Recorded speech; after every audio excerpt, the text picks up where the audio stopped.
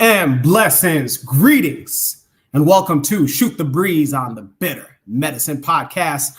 I'm your host, Jacadero, filling in for Koku. But you're probably wondering, Jacadero, wait a minute. Wait a minute. Why is Jacadero? Why is he hosting? Because I can. Because I am. Because you guys will love it. What do we got today on Shoot the Breeze topics? Will South Africa become the Haiti of the 21st century?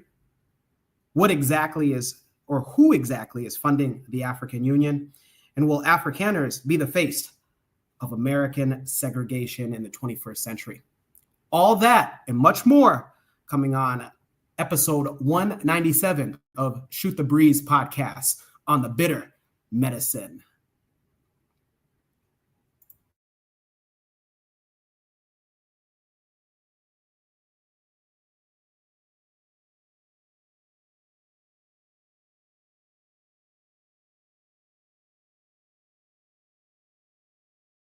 You are listening to the Bitter Medicine Podcast on KWAZ Radio.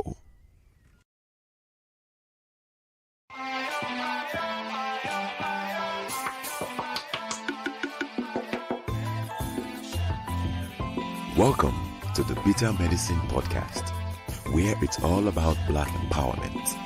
Our show focuses on Black news and entertainment, arts, science, economics, history, people, and strategies that uplift, empower, and motivate Africans within the diaspora. And now your host, whose favorite color is black, Goku.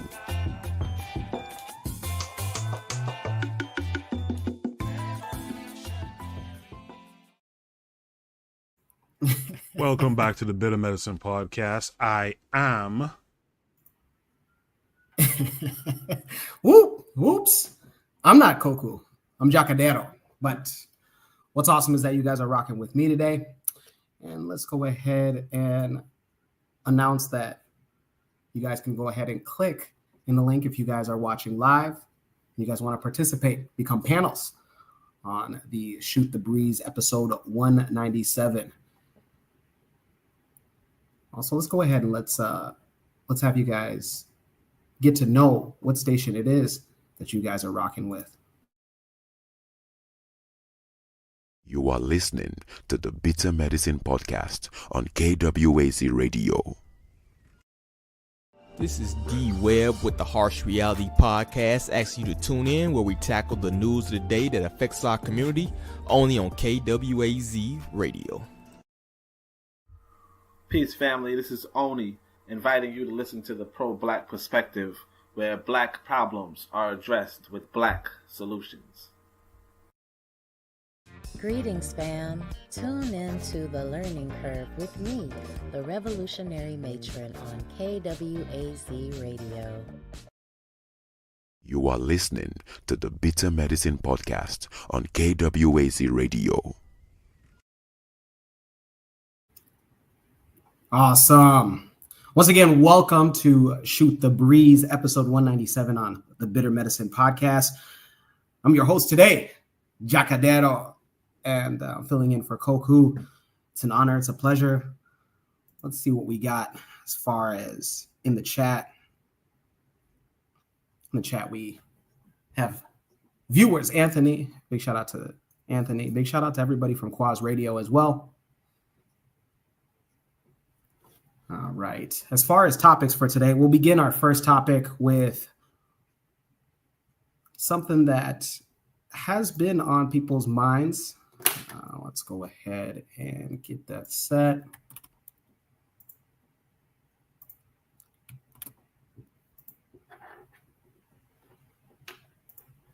And it is, will South Africa become the Haiti of the 21st century?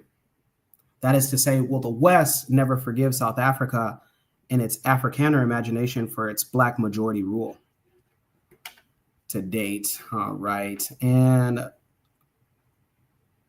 before we get into some of the panelists that want to hop on, let's at least view the video from Shoot the Breeze prompt number 1.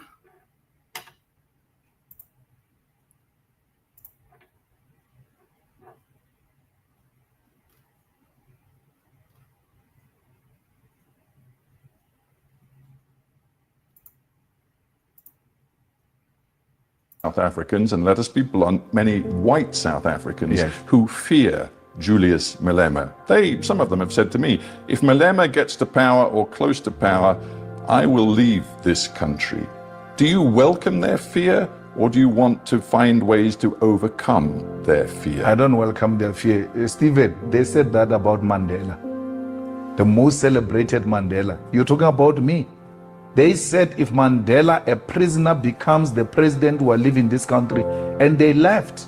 I was in the Vaal River the other day, looking at some of the houses that whites abandoned in 1994 when Mandela became a president. They are not scared of Julius Malema.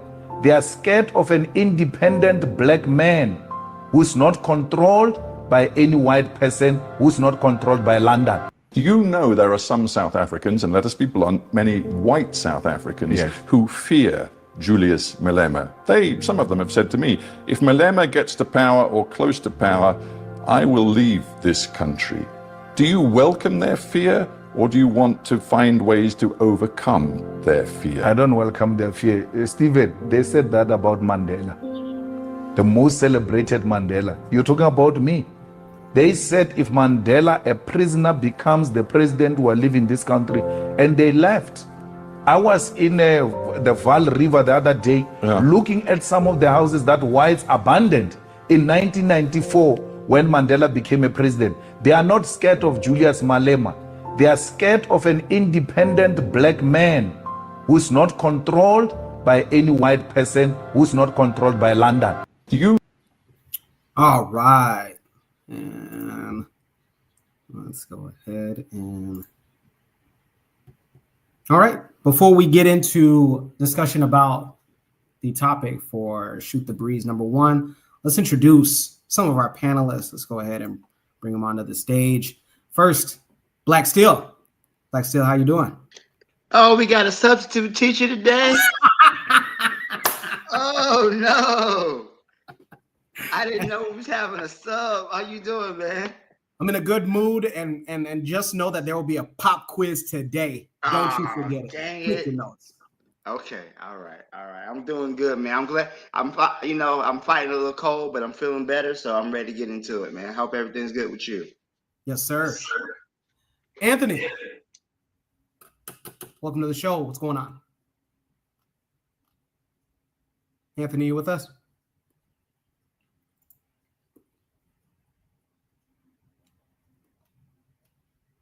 Anthony, you with us? All right. Before we get into the discussion, let's read some of the comments from the chat. Forecast Radio says, "What up? What up?"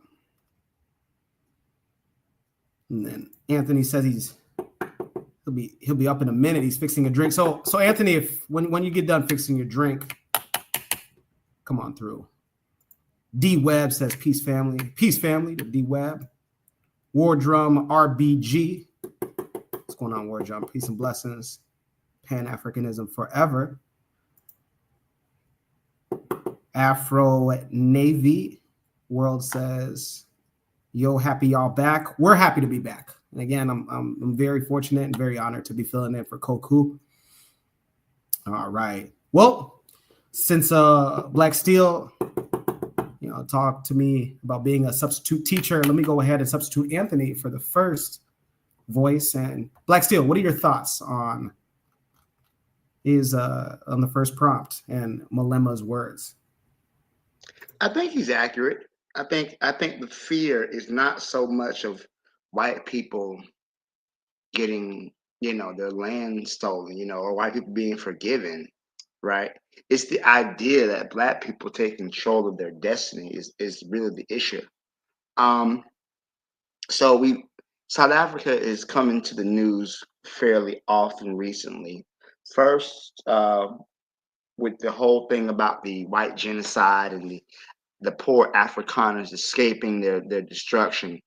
I've never heard of a genocide where less than 60 people are trying to leave it. But okay, whatever. It's completely politically motivated. Um, it's white people, they like to project their issues, right? So when white people are claiming a genocide, just know they're already in the middle of committing a genocide themselves. When white people are making threats or making their own issues of we're in danger, our way of life is under attack, just know they're already attacking somebody else's way of life. So I think that just the whole thing about South Africa being the next Haiti, they would if they could, but also too the issue about South Africa, when they basically called United States and Israel to task for the International Criminal Court for the issue of Palestine. They said they were committing genocide. This is something that has stuck in the craw of the Western powers. How dare these black savages accuse us of committing a crime that we're obviously committing in front of the world? How dare they? That's just supposed to be quiet and take it. So a lot of the anger, a lot of the frustration that they've been expressing towards South Africa is just really based on them not being able to forgive them. And we should ask for their forgiveness, of course, and it's ridiculous. Um it's a sad thing, really, looking at how the Europeans have constantly taken advantage of South Africa. Just think about it, right? White people, these Afrikaners, they went to South Africa. They know they make up 10% of the population. They control 70% of the wealth. They committed all sorts of crimes against the African population. I mean, think about Soweto, how they just went there, just murdered people for protesting, having to speak Afrikaans in school. They just mowed those people down, no remorse. Um, they subjected the African population to all types of humiliating rituals. They had to carry a passbook. They couldn't live outside their so-called Bantu stands. They couldn't live within white neighborhoods. And this is in Africa. They're doing all this. They were working on making weapons of mass destruction. To this date, the only African nation that ever possessed a nuclear weapon has been apartheid South Africa. And those weapons were meant to attack other African nations. They invaded and waged war on other African nations like Namibia, like Angola, Swaziland. They were working on making biological weapons to kill Africans before apartheid ended. So you have all this list of atrocities and violence that they committed against the African population. And here they are mad at taking the farmland back. Oh, it's white genocide. It's white genocide, you know? It's quite a ridiculous statement when you think about it. Oh, we can never forgive these Africans for taking back their land or trying to be an independent nation or just redistributing their wealth. Oh, we can't do that. And in reality, it's just these white people just being psychopaths at the end of the day. And what threatens them is the end of their domination. They can't coexist peacefully with other people. History has shown that they can't coexist peacefully. If they're not in a position of domination, they would rather die. And this is where the issue is. So, but one thing too is funny is that now that Trump and Musk have broken up, because it was really Musk pushing that white genocide thing in Trump's ear. So now Trump is an incredibly petty, spiteful individual. I think that this opens up the scene for new possibilities, because now, as a finger to Musk, Trump might reverse his whole thing about white South Africa. It's going to be interesting to see, because at this point they're beefing, and Musk is openly calling for Trump to be impeached from office. Trump is rolling back the subsidies from the Tesla cars that he got. He even sold his Tesla car he had. So it's interesting. We'll see what may happen. when these two white people, these two white oligarchs and white psychopaths argue amongst each other, who knows what might come out of this? So I'll go ahead and I'll leave it there. Thanks. Good insight, Black Steel. Appreciate it. All right, Anthony, are you with us? You done fixing your drink? Yeah, what's up, man? What's up, Jackadero? What's going on? How are you, man? I'm doing fine. How you doing, Black Steel? I'm doing great, man. I'm doing great. How are you? Yeah, damn, that was a good commentary, man. Man, you know it's kind of funny, man, not hearing Koku's voice, but Jackadero, your voice is great, though, brother. But, I appreciate it. Let me see if I can keep it, because Black Steel did a great job. I'm gonna say, you know, the irony of the whole thing. Here you go, you got some honkies crying about people stealing their land, and they going to some more honkies who stole some other people's land. You know what I'm saying? You know, the Afrikaners going to and Elon Musk going to Trump, you know, who's an American, and you know, an American is just a white, a European settler, you know, who came over here and stole the land from the indigenous people here, you know, who was in this land. You know what I'm saying? And they, you know, it's just the two of them, you know, just the very idea. You know what I'm saying, Black Steel, of white folks in the United States or in Canada or in Australia or New Zealand complaining, you know, about white folks in South Africa getting their land stolen. You know, getting their land to, you know, when all of them were settler colonies, settler states, just like South Africa was. You know what I'm saying? And they did the same thing to the people who live where they lived at. You know, so you know that's just the irony of that. You know what I'm saying? But then, you know, white folks stick together. You know what I'm saying? Especially when it's money and resources and, you know what I'm saying, things involved that they interested in. You know what I'm saying? Like the minerals and the diamonds and the gold and everything.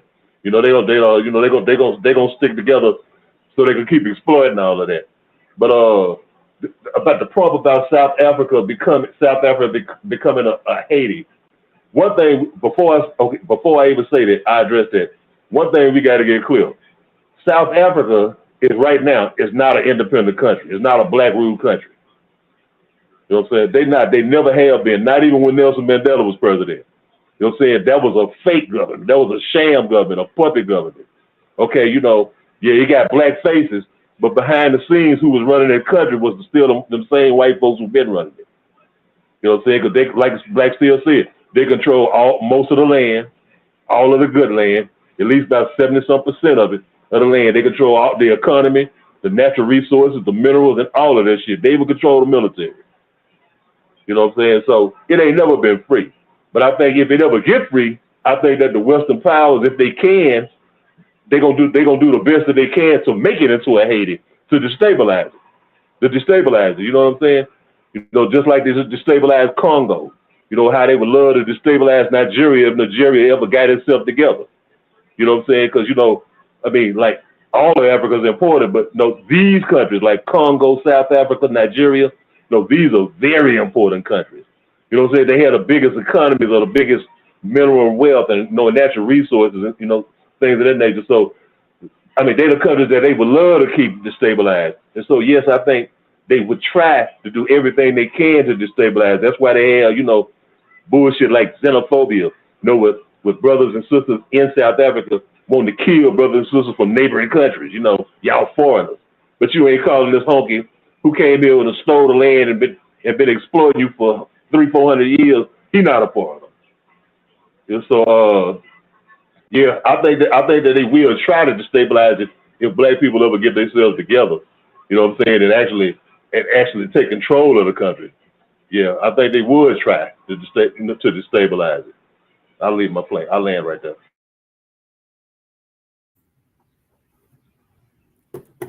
Pretty interesting, huh? I appreciate it, Anthony. You know, for anybody else, you know, we're just still getting into the show. Once again, I'm Jacadero filling in for Koku on Shoot the Breeze episode 197 on the Bitter Medicine podcast. And the topic for number one's prompt is, will South Africa become the Haiti of the 21st century? And will South Africa ever be forgiven for its black majority rule to date? So just to just to one thing I want to add something, Jackie Dale. So I don't mean to cut you off too. Yeah, go ahead. Go ahead. One thing I also forgot to mention that South Africa is very prominent in the BRICS movement, right? The BRICS represents a challenge to the Western hegemony. Basically, you're talking about basically it's Brazil, Russia, India, China, South Africa, right? These people are trying to create a space because at this time, we basically be living in the financial system that was created by the West at the end of World War II. And the United States has used its economic power, its sanction power as a weapon. There was I forgot who the dude who was. He said he'll make your economy scream. They'll sanction people. That was happening in Cuba. It was to Venezuela, Iran. So South Africa, being one of the founding members of the BRICS, is trying to get from under the thumb of the Western powers, and Trump has threatened to sanction all countries that are in the BRICS or trying to de-dollarize. The United States dollar is the world's reserve currency. So there are all these nations that are trying to remove themselves or be free of U.S. hegemony. He threatened to tariff them 100%, 100% tariffs on their goods. So this is another reason that South Africa is being seen as not can't be forgiven or being seen as hostile. And Jose, I did mention earlier about the International Criminal Court case with between Palestine between South Africa, but yeah. So the BRICS, black people taking back their land. White people they don't like to take L's. They don't like to take losses. What happened in Rhodesia? That's considered an L, right? Black majority rule in South Africa, that's considered a loss. They don't like to take losses. They're very salty about that. So I think that as the BRICS nations become stronger, they start to organize.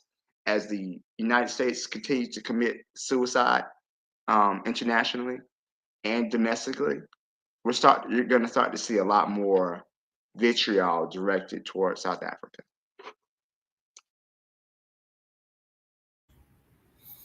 Yeah, man. Yeah, it's something to think about. Before we maybe get Anthony's last thoughts, let's read some comments. Daily Affirmation says, good evening. Good evening, Daily Affirmations. Jose says, hey, fellas.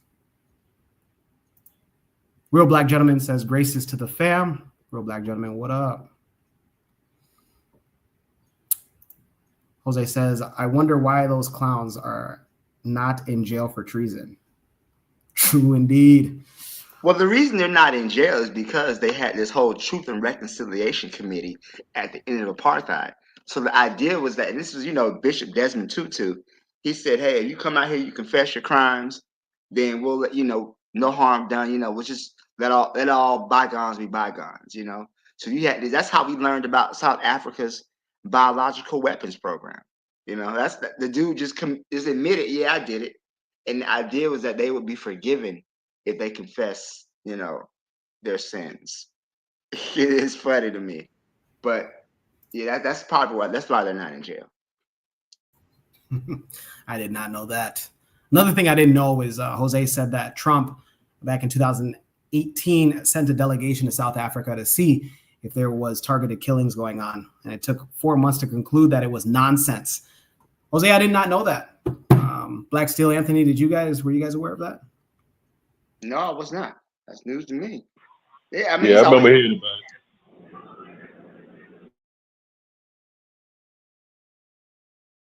it. And then War Drum says all of Africa and the Caribbean should stop using white people's blueprint for governance, creating a hybrid system that uses what is good and discard what is not. Another one that I wanted to highlight is Trigger Happy. What's going on, Trigger Happy? And he says, sometimes South Africa is counted as the West. Should tell you everything about its control. Very, very, very interesting.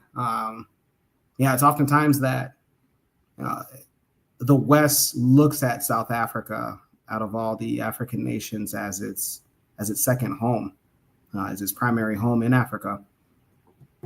And it's black rule for this long, right? I think 1992 is when Mandela became president of South Africa, ending apartheid. And still to date, the West feels like they can control South Africa, even with a black majority government. Anthony, any last remarks on the Shoot the Breeze topic number 1?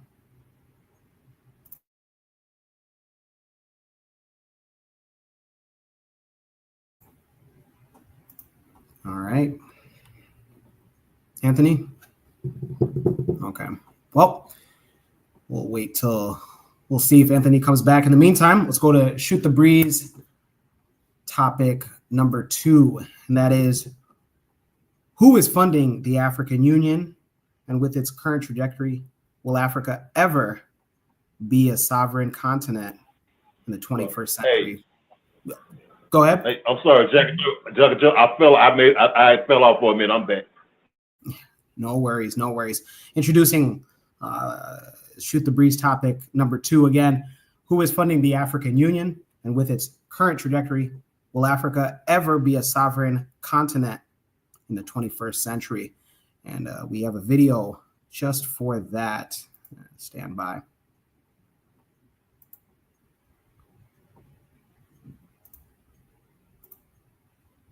Now saying that the African Union is neither African nor a union because of the following reasons. For an institution tasked with driving African unity, independence, and dignity, the African Union's persistent reliance on foreign donors to fund the majority of its operations is a scandal of epic proportions. 2024, out of AU's total budget of $605 million, a staggering 61% came from international partners. These include the European Union, the United States, China, and United Nations, all of whom now sit at the high table of African decision-making through their deep pockets. This isn't development aid. This is a betrayal of African sovereignty. The AU's own member states only managed to raise $235 million, less than half of what is required to run an institution meant to represent 1.5 billion Africans. Even worse, for peacekeeping operations, arguably the most urgent and sensitive of AU's responsibilities, are funded entirely by donors. That is not continental ownership. It is continental outsourcing. In 2016, African leaders launched an ambitious reform plan led by Rwanda's President Paul Kagame.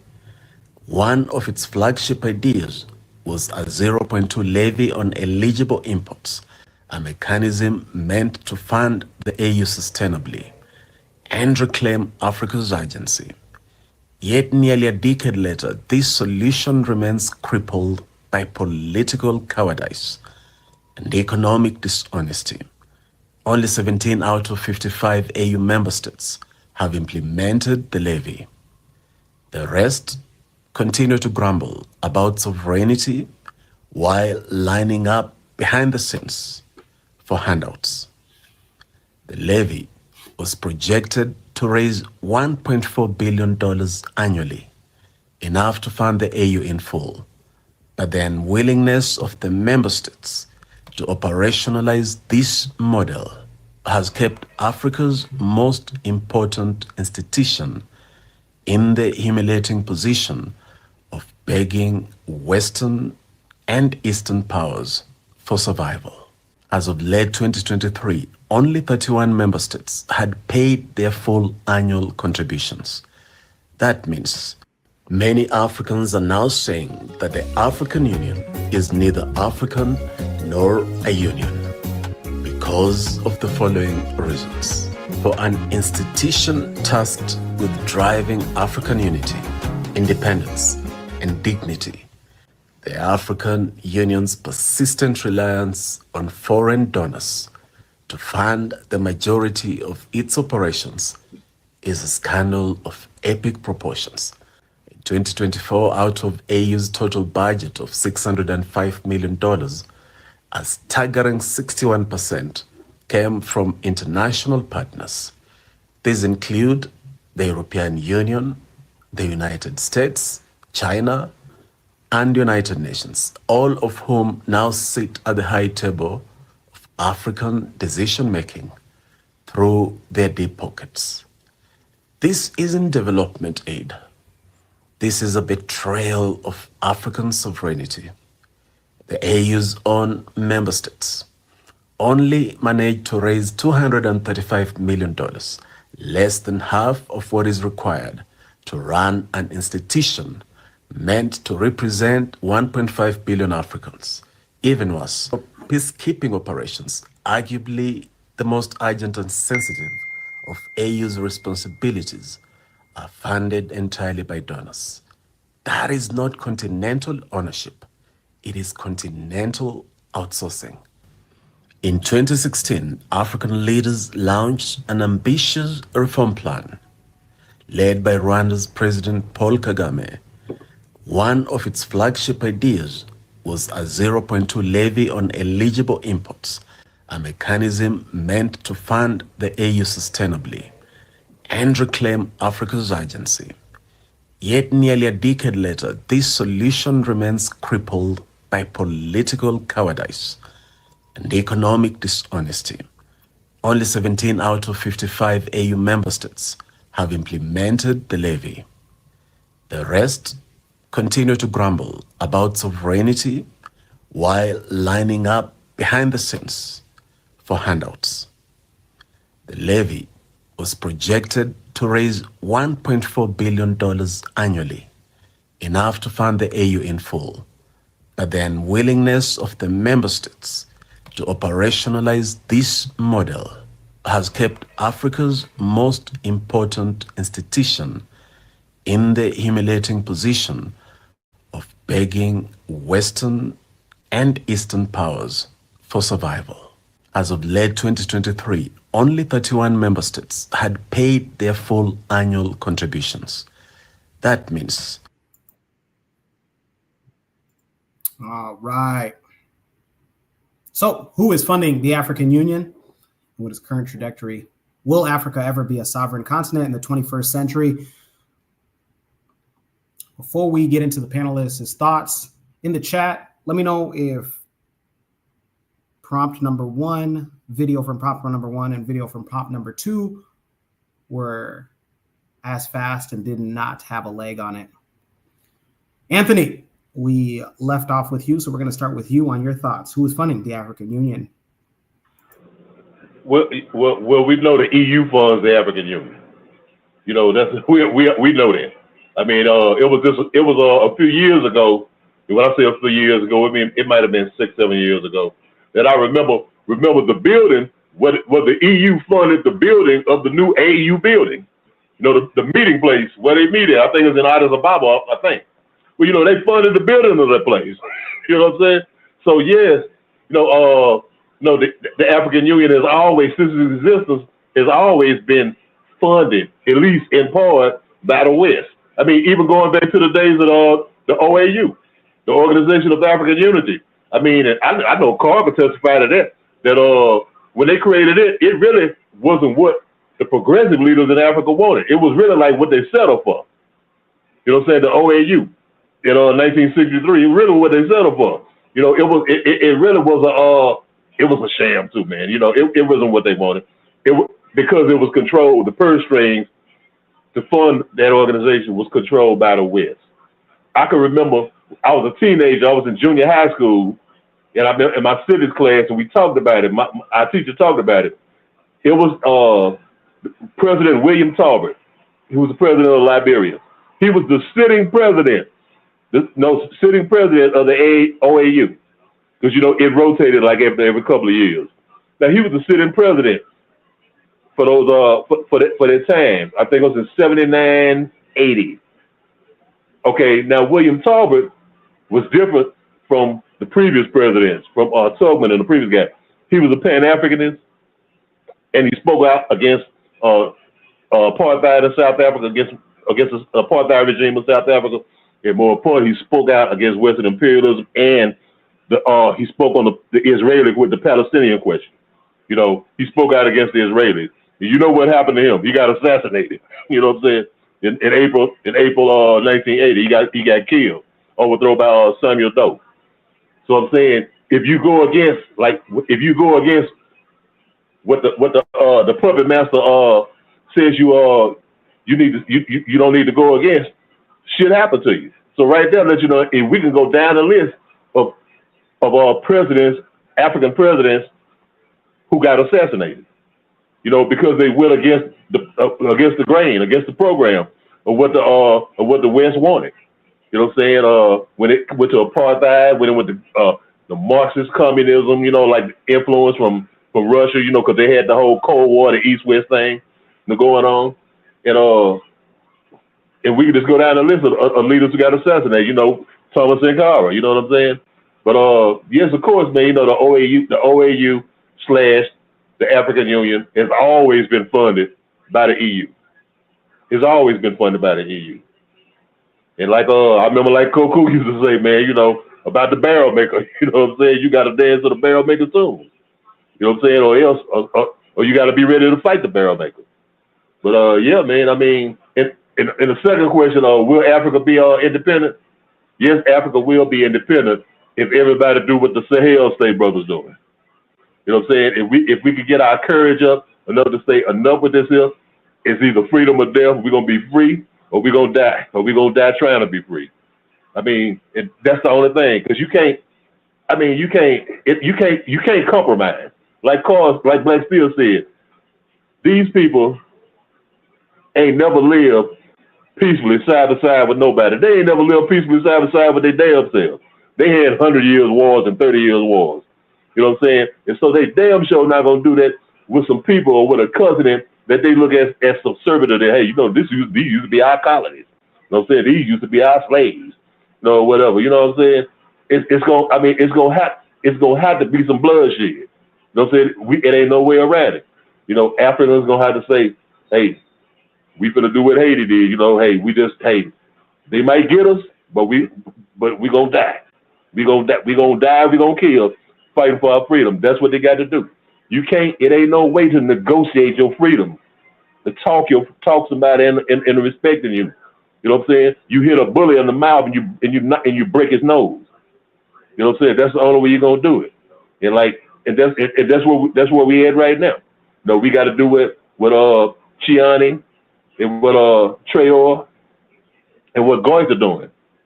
You know what I'm saying? And what the sister in Namibia doing. And we saying enough is enough. No, we handling our own business, and we gonna be free.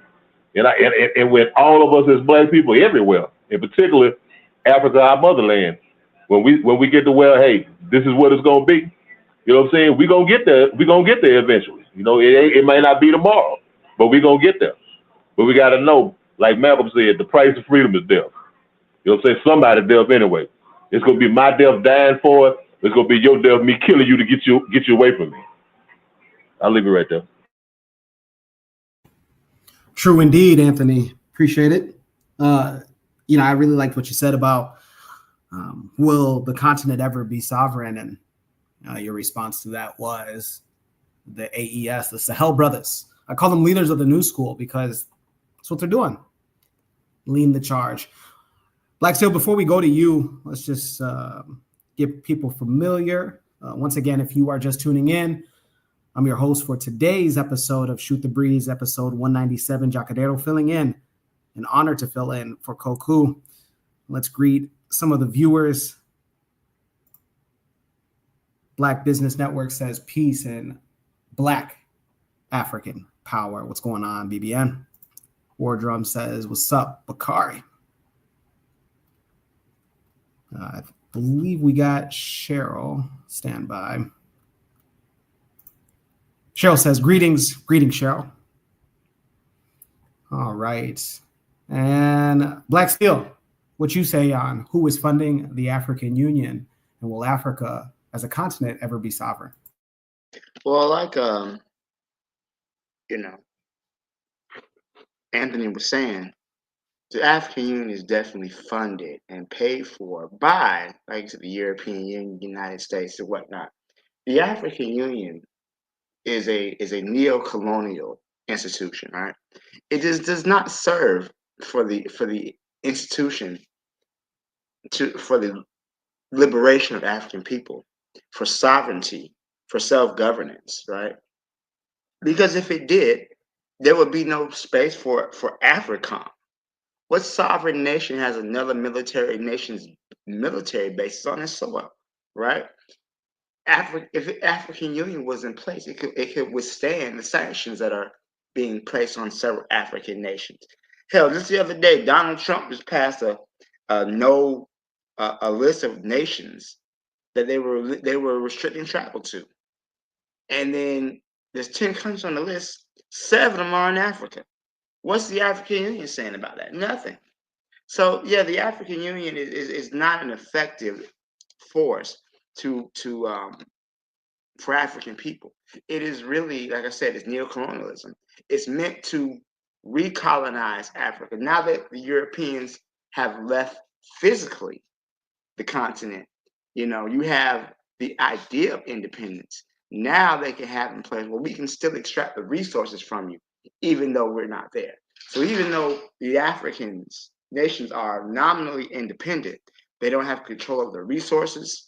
If they try to, speak up for their people, how many of these African leaders have been murdered? That's why there's a freaking wall around Traore at this point, because the fear that he's going to end up another Sankara. So this is the reality, is that many of these people, these institutions, only serve to continue Africa's subjugation, and that way it can continue the easy extraction of resources and global capitalism, which is really the need for these. Why all of this stuff is being done to Africa, because they need the resources and to enable the cheap production of goods to fuel capitalism. So that's really, in my opinion, who's funding you. This is why we don't really see them really doing much. Right? African Union's been around for a while now, and what have they done in the long run? Right? Have they stopped the genocide in Darfur? What have they done to improve the situation in Sudan? Where's the African Union member states defending the civilians in that country? We don't hear about it. So we hear about what the UAE and Saudi Arabia are using money to fund and murder people, but where is the African Union stance on preventing this? So yeah, they're meant to recolonize Africa. All right, those are my thoughts. I'll leave it there. Thanks. Black Steel, I appreciate it. Now, the last part of what you said about, where's the African Union at with the Sudan situation? Very interesting, because it's almost like a proxy war. You have UAE that's backing the government, and then the paramilitary that's being backed by several groups.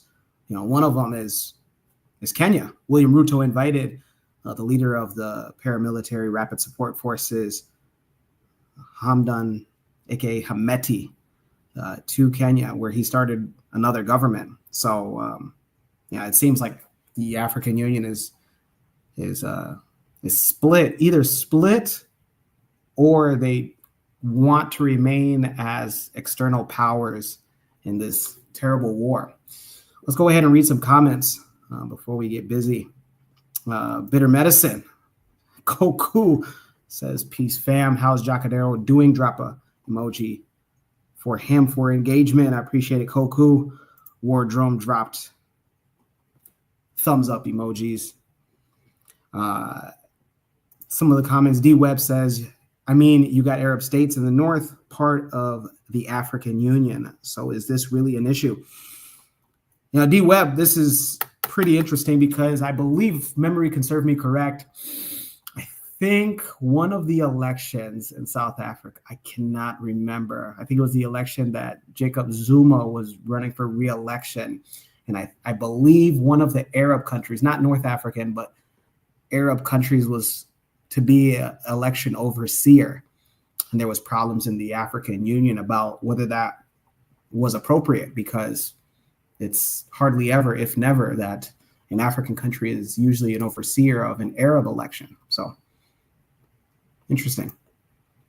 Real Black Gentleman says, this is what happens when you have a United States of Africa in Nkrumah style. That's why Nyerere and regionalism is more practical. And then we look at the example of the Sahel countries. Trigger Happy says that Nkrumah's model may need to be tweaked in that it may be too hasty, but I can understand why he was hasty. Anthony Black Steel, do you guys have any further thoughts about prompt 2? Who exactly is funding the AU? Yeah, Jagadero, yeah. I wanted to say this here. This is a perfect example right here.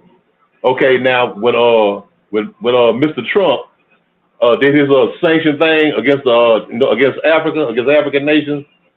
Now if the AU was real, it had any teeth, what would in your opinion, what they should have done? Hey, well, we're gonna put a sanction against America. We all coming here, but they didn't do that. But check this out though. But one country did. One country did. The sister down in Namibia, she put a sanction against American visitors coming there. You know what I'm saying? She did that. It was something about the passport. But anyway, she did the same thing as an answer to what Trump was doing. The sister in Namibia. You know what I'm saying? Put sanctions against American tourists and visitors to Namibia. Now if the AU was about something, this should have been a thing. Hey, look here, if you're gonna do this to us, we're gonna do this to you. You know what I'm saying? But like I said, when you in bed with people and and when they paying salaries and when they giving money, whatever, and they control the purse strings on an organization, the puppies follow suit. The puppies do what they told to do. You know what I'm saying? I just wanted to mention that, throw that up. Yeah, absolutely. Namibia wasn't the only one that retaliated from the travel ban, Anthony. Chad was also a country that banned visa holders from the U.S. as well. So that was. Hey, you're right. You're right. I just remembered it. You still right. You're right. Yeah. So I didn't know that Namibia also took measures, but I saw that Chad did. Black Steel, what are your thoughts? I was not aware of Chad. I heard about Namibia, but that's good though. But that's good because who is the United States to tell anybody what to do? So because you have the ability to kill more people than anybody else? No. I think that's a good thing. Those are just my thoughts. I'm good. Awesome. For those that want to be part of tonight's panel, please feel free to click the link in the StreamYard link in the comment section, usually at the top of the chat. And please, we'd like to hear your guys' opinions. Feel free. All right. So moving forward, let's go on to Shoot the Breeze topic number 3. And it is she a chef? She a chef? Let's go ahead, and we have a video to go with that. Let's take a look.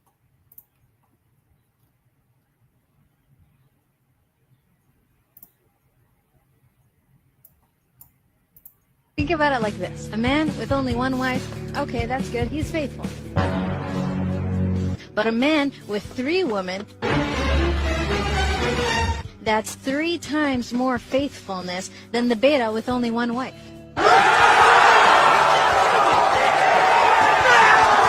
The show goes on! Think about it like this. A man with only one wife, okay, that's good, he's faithful. But a man with 3 women, That's 3 times more faithfulness than the beta with only one wife. The show goes on!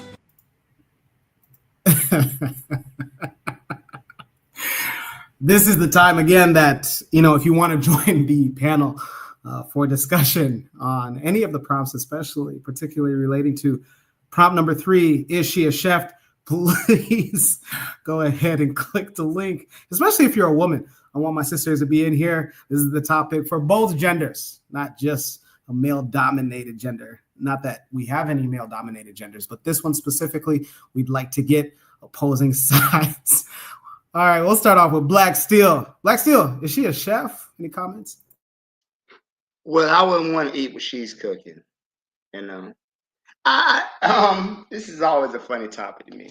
Some people really make a big deal about this polygamy thing, right? That's never been my thing. One woman is hard enough to deal with. I'm just gonna be real with you. I've never understood having multiple women. So one woman is enough of a headache for me to deal with than having multiple women. And think about it. From a traditional standpoint, you got to provide for all these women equally. I don't know about where you guys live at, but the cost of living is insane. I mean, you got to have a wife where every wife got to have their own house. You can't have favorites. It's crazy to me. It's crazy to me. That's never been my thing. If people want to do it, that's them. I support that, right? I support consenting adults doing what they really want to do. That's always been my thing. 2 consenting adults do what they want to do in their life. I got no say so in that. But for me, nah, I can't do that. No, it's too much stress, too many responsibilities. And Lord have mercy, if all they cycles start syncing up together, can you imagine all 3 women on a cycle at the same time? Oh my God. Oh, you want to kill yourself. So no, I don't think that's something that is something that should be I don't know. I think that's an individual choice. I do. I don't think it's a solution to really anything, honestly. I think it's an individual choice. I think if people want to do that, then hey, go ahead. You do that, and that's fine. So, but yeah, I don't think it's any type of silver bullet for really anything. People can have multiple women, and the thing is, people already do have multiple women, multiple men. You got these people having multiple baby daddies, multiple baby mamas. They're already living the polygamous lifestyle. Look how that works. How's that working right now? It's not working very well for a lot of people. So it's a but then at the same time, if you have a polygamous situation, right, and everybody's contributing to the household, all the women, everybody's working, everybody's putting the money into the same pot, that could work for some people. It could, but I don't know. I think it's an individual choice. I don't think it's going to change the world, right? You should brush your teeth before you go to bed at night. That's a good thing to brush your teeth. Is it going to change the world? No, it's not. It's not. But if it works for you, hey, go ahead. It's a good idea. It works for you, but not for me. That's not my thing. I'll leave it there. Thanks. Black Steel, I appreciate it. You kind of reminded me that yeah, it can lead to multiple headaches, and it might not be as simple as one seems. Before we get to Anthony, let's read some of these comments because you guys enjoyed this prompt, huh? War Drum has laughing emoji, bitter medicine, Koku, LOL. Trigger Happy says that, like I said before, polygamy has to be organized culturally. It can't be because of people's fantasies. It's because of duty. True indeed. Again, if you want to be part of the panel, especially if you're a woman on this particular prompt, please go ahead and click and join us. Is she a chef? Anthony, is she a chef? Was she cooking? Yeah, she's a chef, man, and she cooking. She cooking. Hey, but look at Jackadero. The thing about it, though, see, I'm like Black Steel. It's hard enough trying to please one sister. You know what I'm saying? It's hard enough. And then I'm scared of my sister anyway, my woman anyway. She might whoop my ass. So I ain't gonna go there.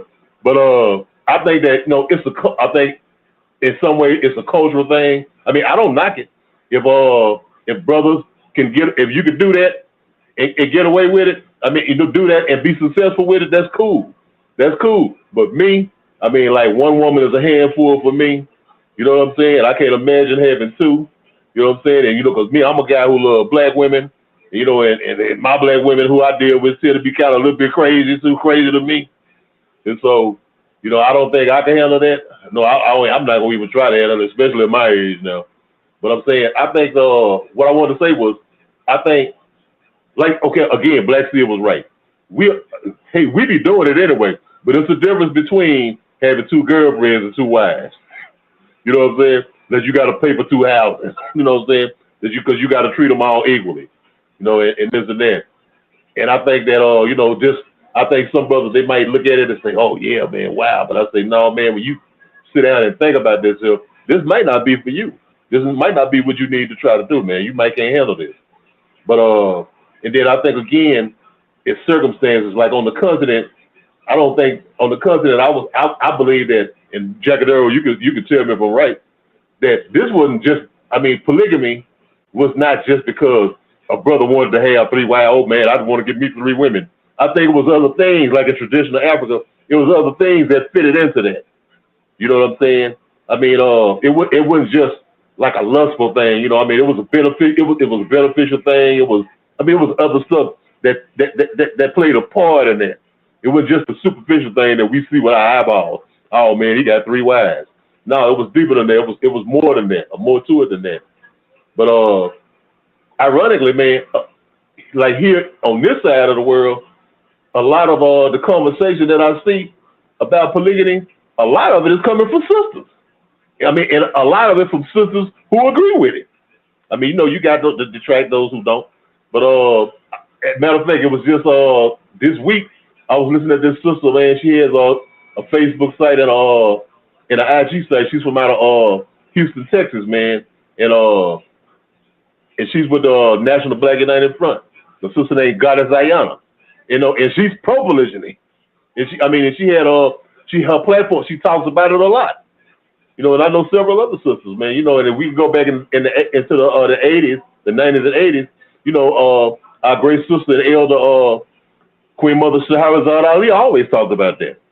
And so it's a conversation that, like you said, I think the sisters need to have a voice in it, and to see what they think about it. You know what I'm saying?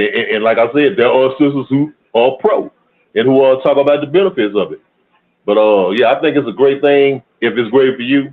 No, it ain't gonna be great for me right now. You know what I'm saying? I don't think I can handle it. No, I don't think I'd try that. But yeah, man, it's a great. I think she was definitely cooking though, man. True indeed. Man, a lot to take away from your comments. Now before we even get into that, let's read some of these comments as well that are in the chat. Cheryl says, I've discussed it with my husband, but it's to build an empire. So Anthony, you weren't far off, huh? So sometimes it's the sisters that are bringing it up instead of the gentleman.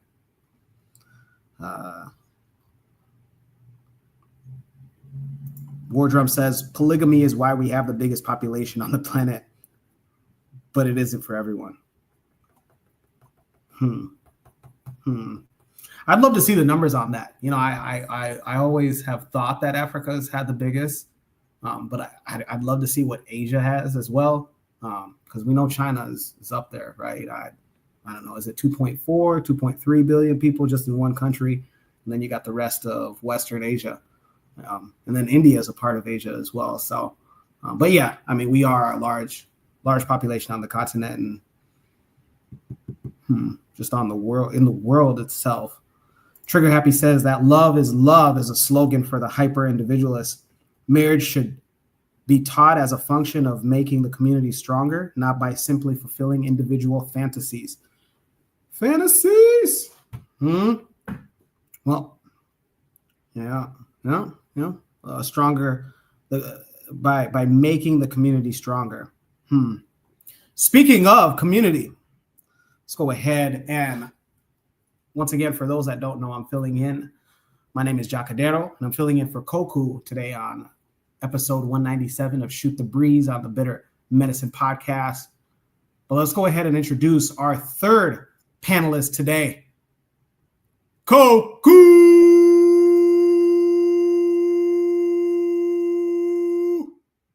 It's me, Koku.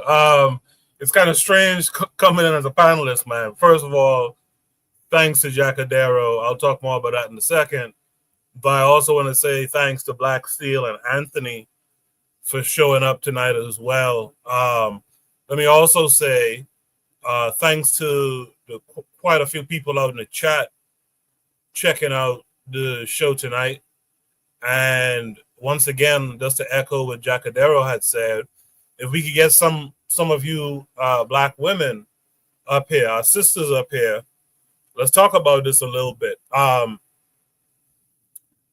I'm not quite back yet, Trigger Happy, so this is why I'm not here to step on Jacadero's toes. You do your thing tonight, but I just wanted to pop in real quick to discuss this, and I might pop in for another prompt or two. But I respect what Black Steel and Anthony said about it, and I respect it in the sense of the world that we actually live in a sense of the geography of where we are. But I want to put forth the idea that some of you in the chat put forth as well.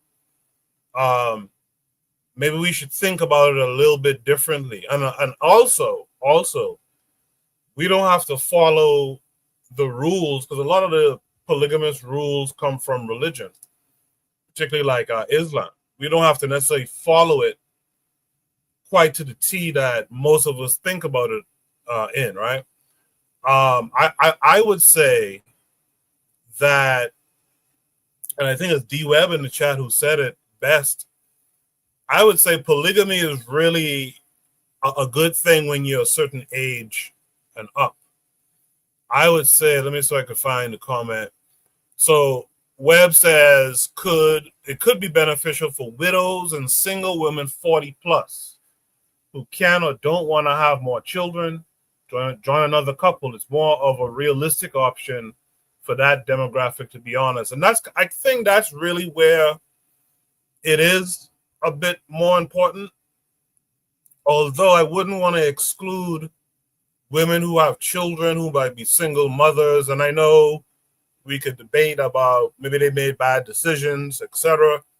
But again, thinking how we once thought about community and about I am because you are, and those types of thoughts, I would say it's not a bad idea to consider it and to have it as a tool in our community, because what's happening now is we have a lot of, and I'm just going to be frank about it, we have a lot of, especially young boys, who are not coming up under any type of rules of a man, and they could have benefited from being under the rule, even if it's 3 sets of boys or 3 sets of children or 4 sets, whatever you can handle.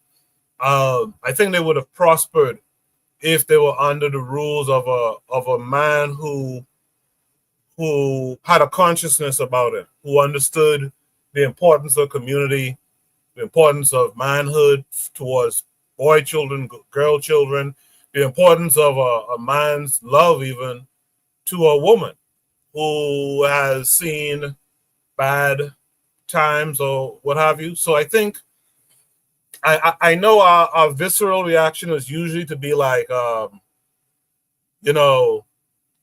Black Steel said, I can't deal with how to deal with one woman, much less dealing with 2 or 3 women, and what if their cycles stink up and all that.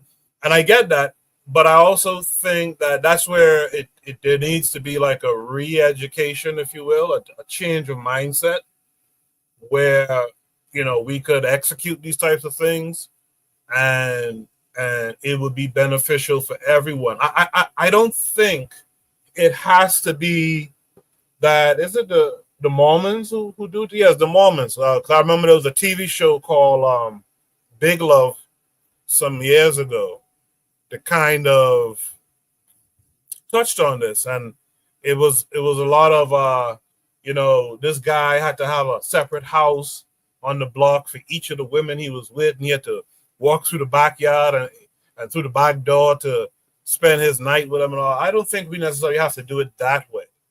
And I think a lot of that thinking comes from that rugged individualism that Trigger Happy also mentioned too. There's so much rugged individualism in America or in the Americas that it has become very difficult for us to really work together, especially with all the gender wars that go on. That also comes from that rugged individualism. I just think we need to really sit down and think about ourselves going forward, and we need to not shun this, but I think we need to kind of embrace it, but under what terms? And that it should be our terms as opposed to some religious terms or what have you. And I'll land my plane there. Thanks for having me. By the way, guys, make sure to drop some emojis in the chat. Drop some encouragement for Jacadero, because Jacadero actually came to me and asked how could he help during this time, and it's so appreciated. There's some days, like last Saturday, I was at home, but I just didn't have the urge to really come on and have these discussions, and he reached out to me, and that's a first. And so I'll always be appreciative of him reaching out to me to host a show when I'm not available. And if you look at the scroller going past the bottom of the screen, that's the organization he is connected to. He talks about it every week when he comes on, and he gives us shout outs. Make sure you guys support, even if it's just to go and like the page on Facebook, etc. So I really do appreciate you, Jacadero. Again, I'll land my plane, and I hope that you have a good remainder of the show. Appreciate it, Koku. Man, with you being a panelist and not a host, you come off pretty political. That was a pretty political answer. You usually, less bipartisan. You're more partisan, but whatever. We'll let it go. Let's read some of these comments here before we bring another panel member. Cheryl says that it's a Disney mindset that most Westerners grew up with, and that's why they can't conceive even the idea of polygamy. I'd be pressed to find a Disney Channel movie that would show polygamy. So yeah, you're on top of that. I don't think that was in Mulan. I don't know. Maybe I missed that. I don't know that was in Pocahontas and that. Trigger Happy says, in Western societies full of rugged individualism, polygamy can't work. Yeah, Western society does promote, capitalism. So it's pretty tough to have a mindset like polygamy. But I will say this, the Amish in Western society, I don't know if you guys are familiar, but there are a group of white folks called the Amish in the United States. And I think Heterites is another group, and pretty much they live the same. As a home inspector, I got to visit an Amish community, and they pretty much live like the way that they lived in Europe. And it's not uncommon for a man to have 3 or 4 wives, but they're so off the grid that rugged individualism doesn't exist because everybody needs to put in work.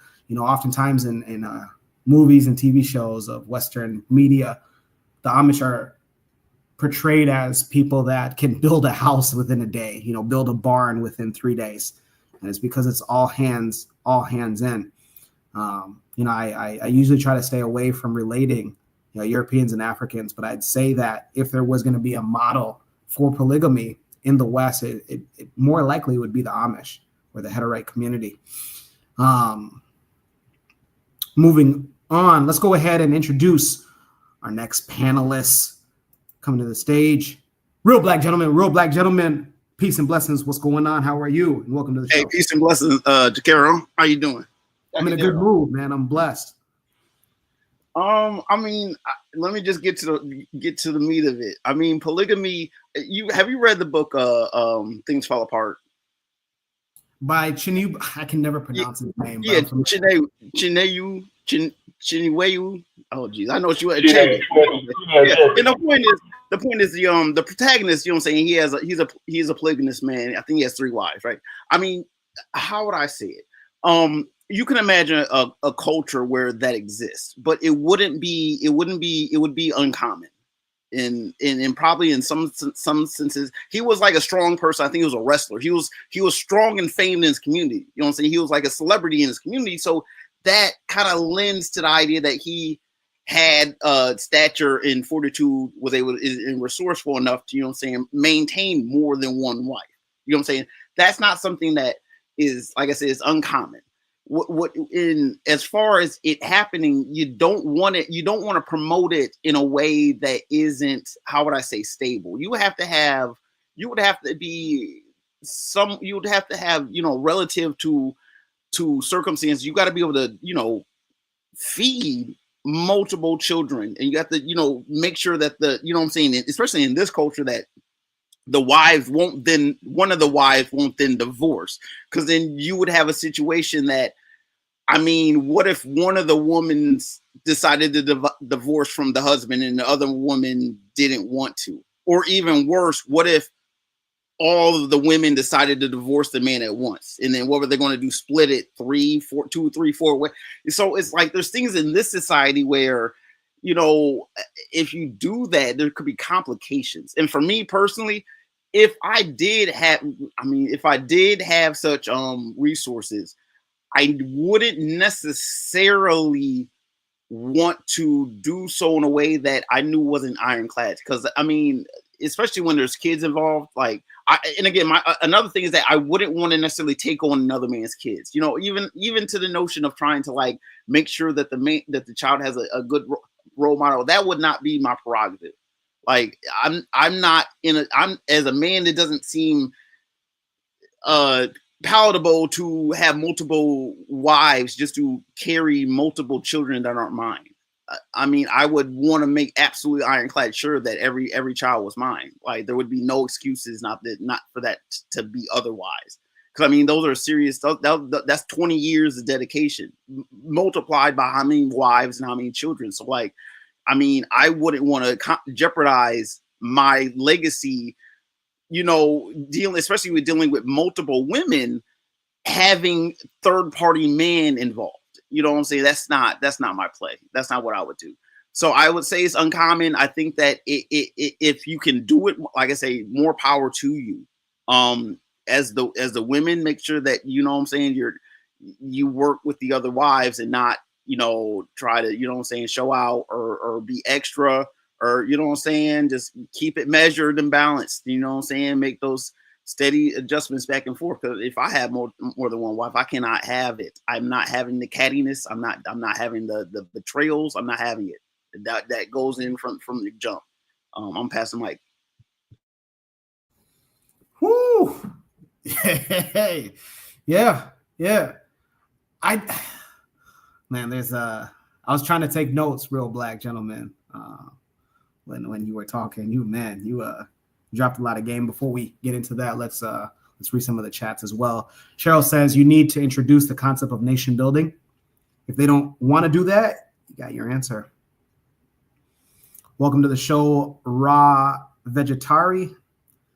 And you might be from the Caribbean. I'm not, and I'm not gonna attempt to have Buana or Koku's Caribbean patois accent. So, fellas, and anybody else in the chat, I'll just jump in there. She says, when the white folks saw that you had many wives and the children that came from it, they assumed that you were raised in an army, so they made it against the law to have more than one wife, but you just married one.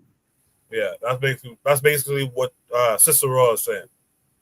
And then Sister Raw is also saying that men women and many outside children, and it okay with them laws.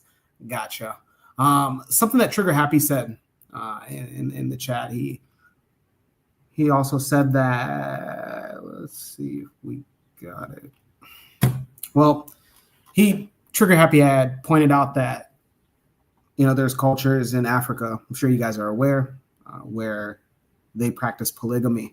The story goes of the Kikuyu. I'm not a Kikuyu, by the way. So Trigger Happy, if you're Kikuyu, please correct me. But what I understand from the Kikuyu is that the Mungai, and I forget the first wife's name, but they had either 9 children or 9 wives, but polygamy was in there, and it was to create the Kikuyu, the Agikuyu nation that we see today.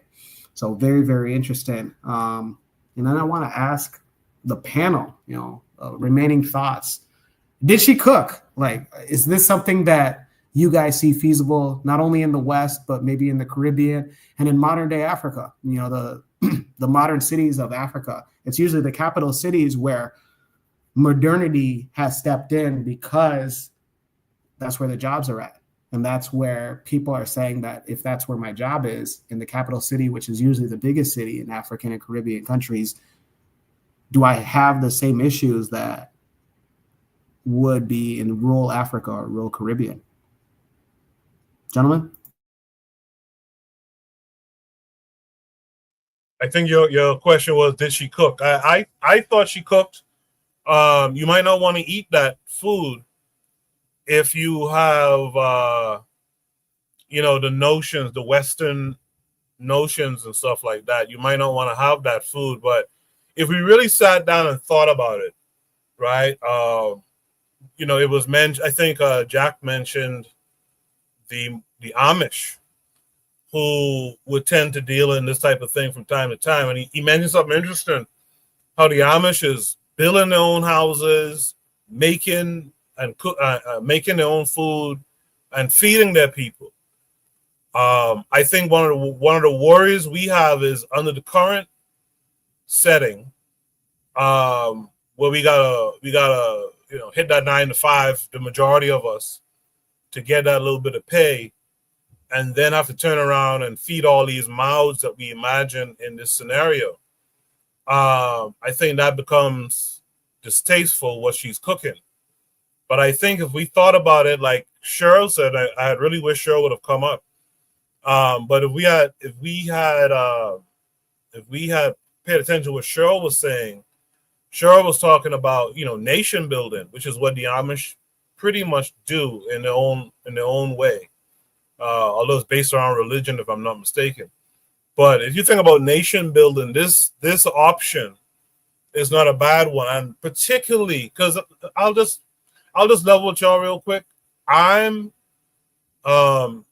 soon to be 50 myself, and I observe so many Black women who are between, even as young as 45, 50, 55, like Cheryl mentioned, who are just lonely and just out of, and you could see it. And these are the women who tend to run to the church house, the religions and stuff like that at these young ages, and they're not like trying to attract men anymore.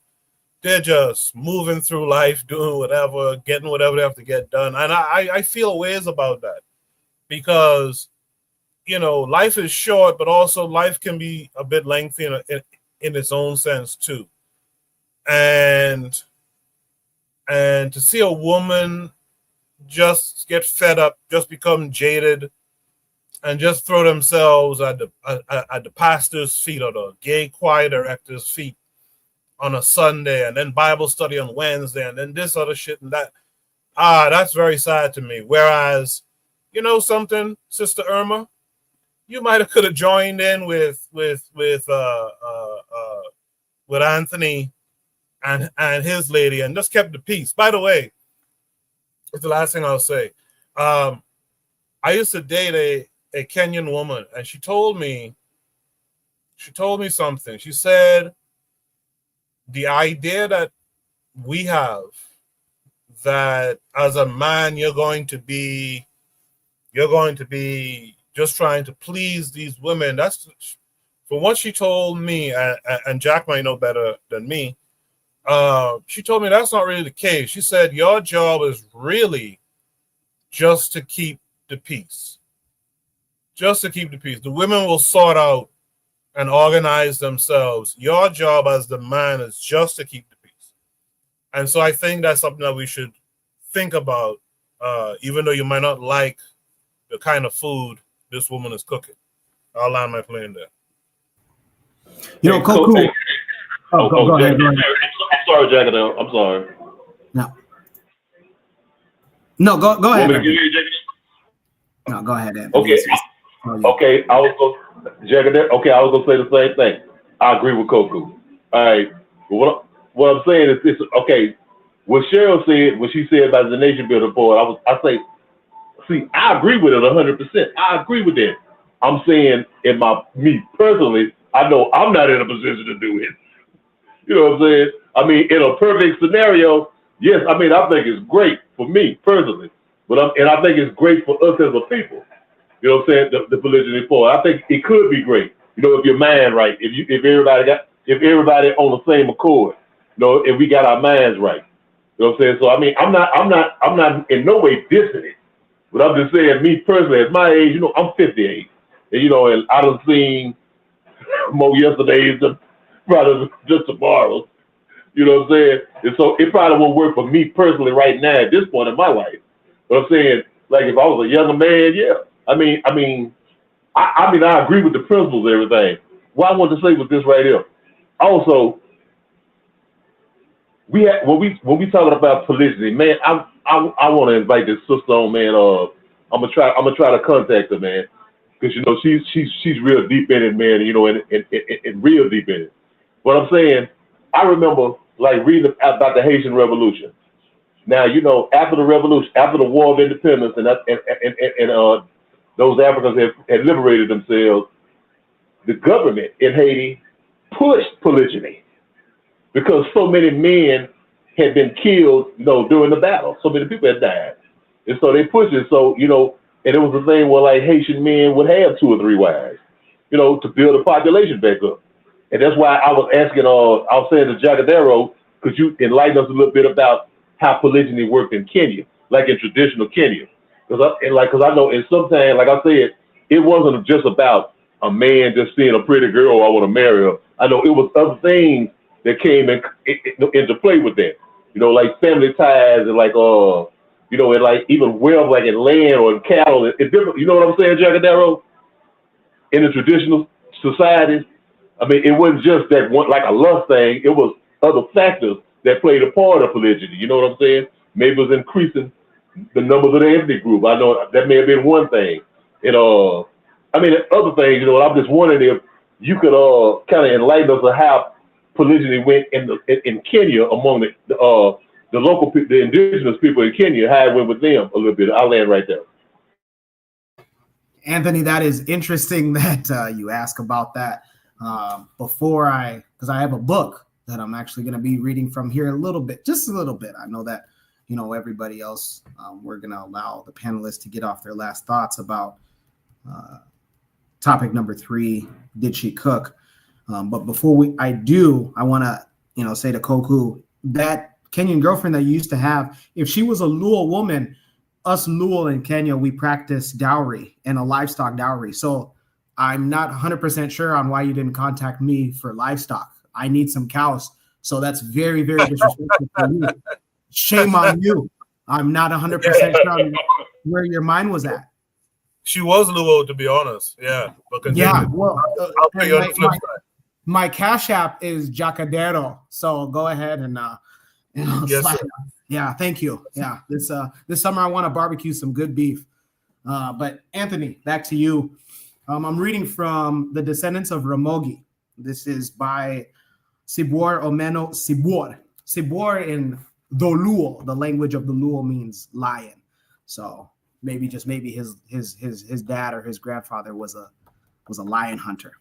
or they probably their clan totem is probably a lion. But nonetheless, this is what it says in chapter 6. Again, the descendants of Ramogi.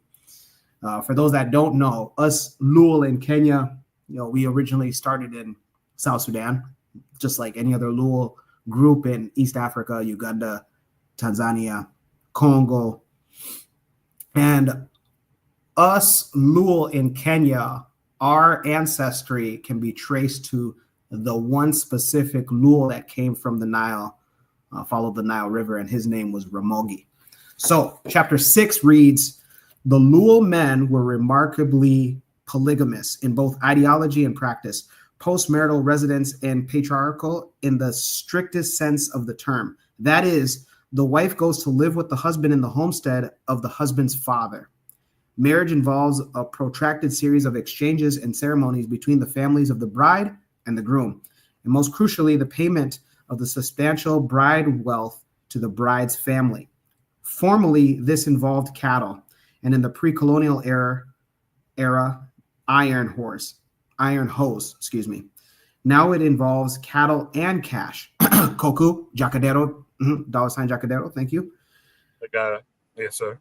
Once bride price has been paid, the children produced by the marriage are considered to belong to the husband's lineage. Divorce necessitates a return of the bride price. Marriage is not simply an individual affair. It establishes an enduring relationship of mutual obligations between the families that can be invoked for aid in times of hunger or other need. Hopefully that answers your question, Anthony. Yeah, man, they give some insight. Black Steel, Real Gentlemen, you guys want to have some last? I want to say this. A lot of times, right? And I want to I'm thinking about this through our modern culture, right? And the way modern dating and mating works, right? It's very materialistic, right? So they've done a couple studies, especially in dating sites, right, that show that the most women don't find most men attractive, right? So I think that what would happen is that some men would have many women and most men would have none, right? So it's almost like in you see these nature specials, right? When you have these animals like the buffalo, these wildebeests, or these deer, right? Or these hippopotamuses, for example. A male hippo, he has like 10, 30 female hippos, and this one poor, lonely male hippo has nobody. He's getting the shit kicked out of him on a regular basis. He's trying to fight, or like lion, like a pride of lions, right? You have this one lion pride that has multiple lionesses, and then this lion is constantly having to fend off threats to his rule. Especially in our Western culture, many women desire a lifestyle, right? And there's often been talk about, refusing to settle, right? I'm not gonna settle. I want what I want. Many women would rather be alone than to settle on any or compromise on any of their stated desires. So I think that this polygamy situation in our current situation would basically lead to a lion pride.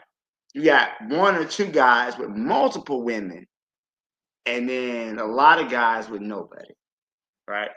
I think that this is just being codified into law. It could lead to a really bad situation where, because again, some women don't mind sharing men. All right, you ever see these dudes on TV with 30, 40, 50 kids with 10 women? These women don't, and this guy, who's the one white dude? This one white dude had like 600 women in the hood. Black women just racking up bodies. They didn't mind sharing this dude because in their mind, this man was a man of high status, right? The term is hypergamy. If I could put take my red pill for a second, right? A lot of women are hypergamous. They go after the male that they feel has the highest status.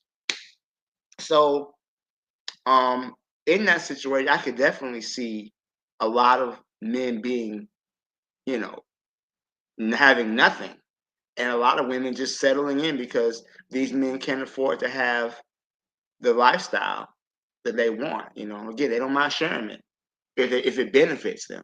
But just taking a regular dude and building an empire in this materialist culture, no, you can't buy me a Birkin, I don't want you. You know, I think that's something that we're gonna have to address too. Hey, Black, hey, Jacadero, I want to holler at Black Steel real quick. Can I?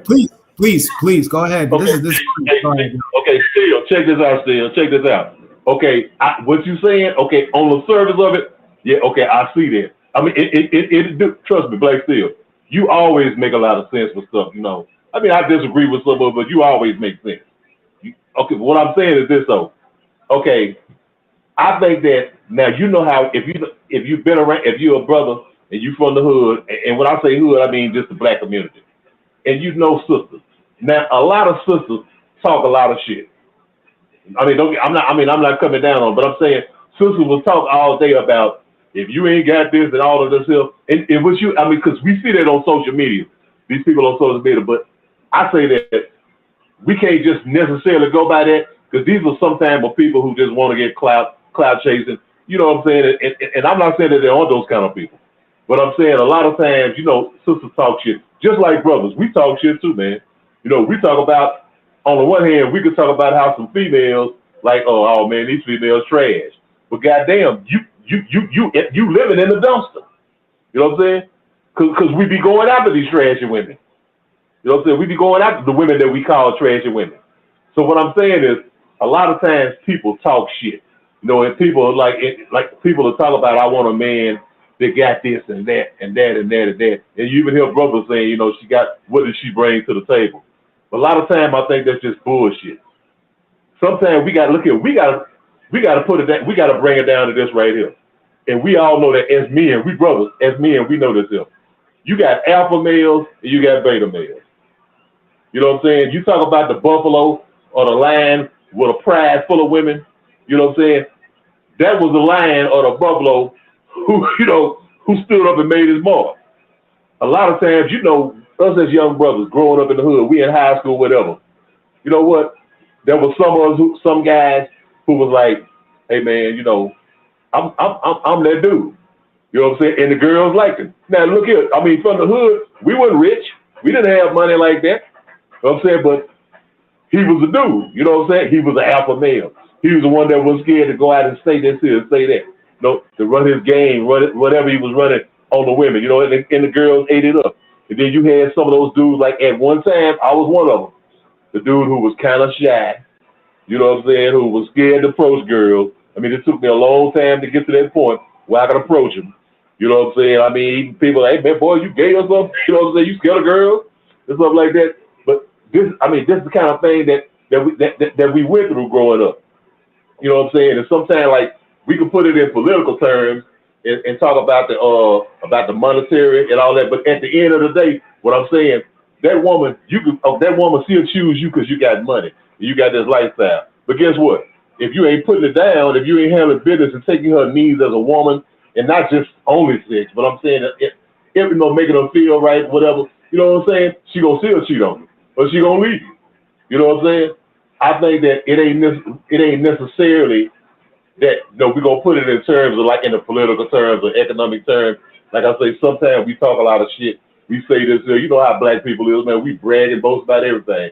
Girl, yeah, I made that nigga pay this here. You know, yeah, I made the, you know, stuff like that. But when it comes down to it, it's really about, okay, alpha males, beta males, you know, alpha women, beta women, I mean, you know, relationships with men and women. And I think it really comes down to us.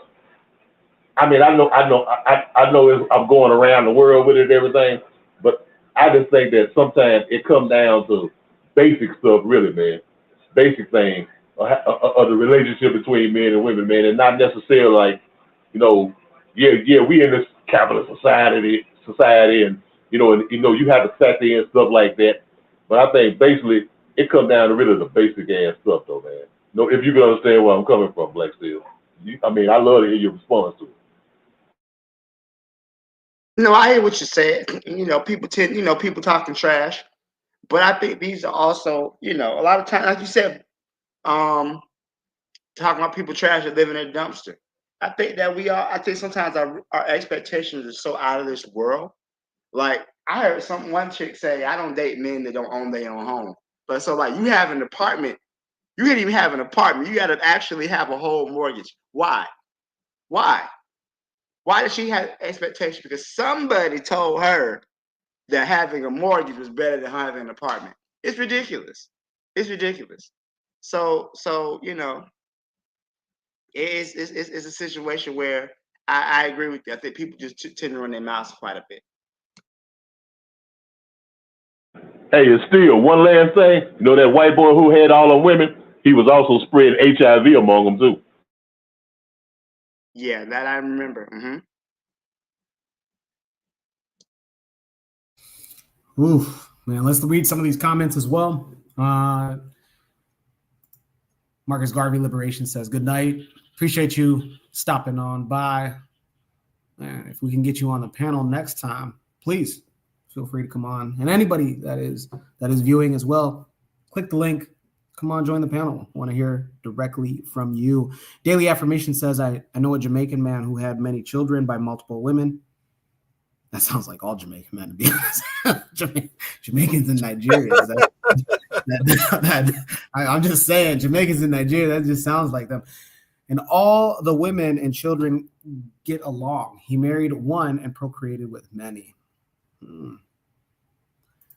Cheryl says, also Black people tend to watch the most TV and consume more social media than all groups of people. This definitely influences how we act towards one another. True indeed, absolutely.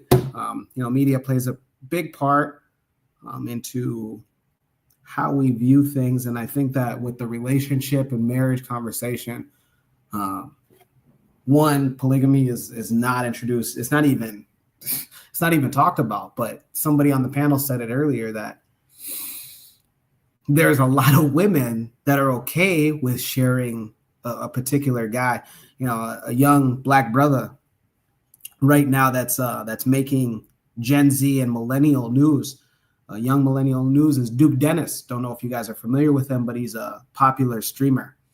And it's recently been surfaced that he possibly has children with multiple women.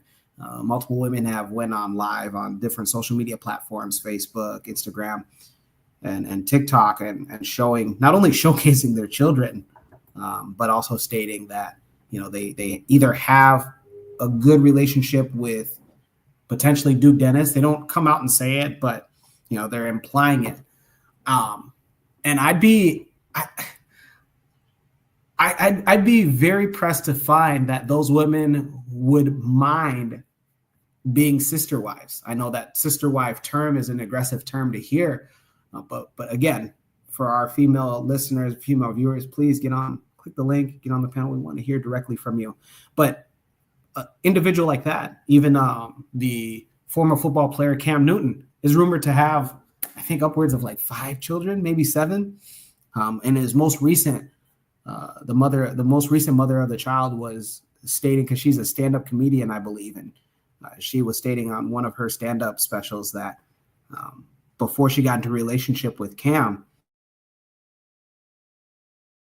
one of her friends were trying to convince her not to do it. And then she was like, do you guys know this guy's net worth?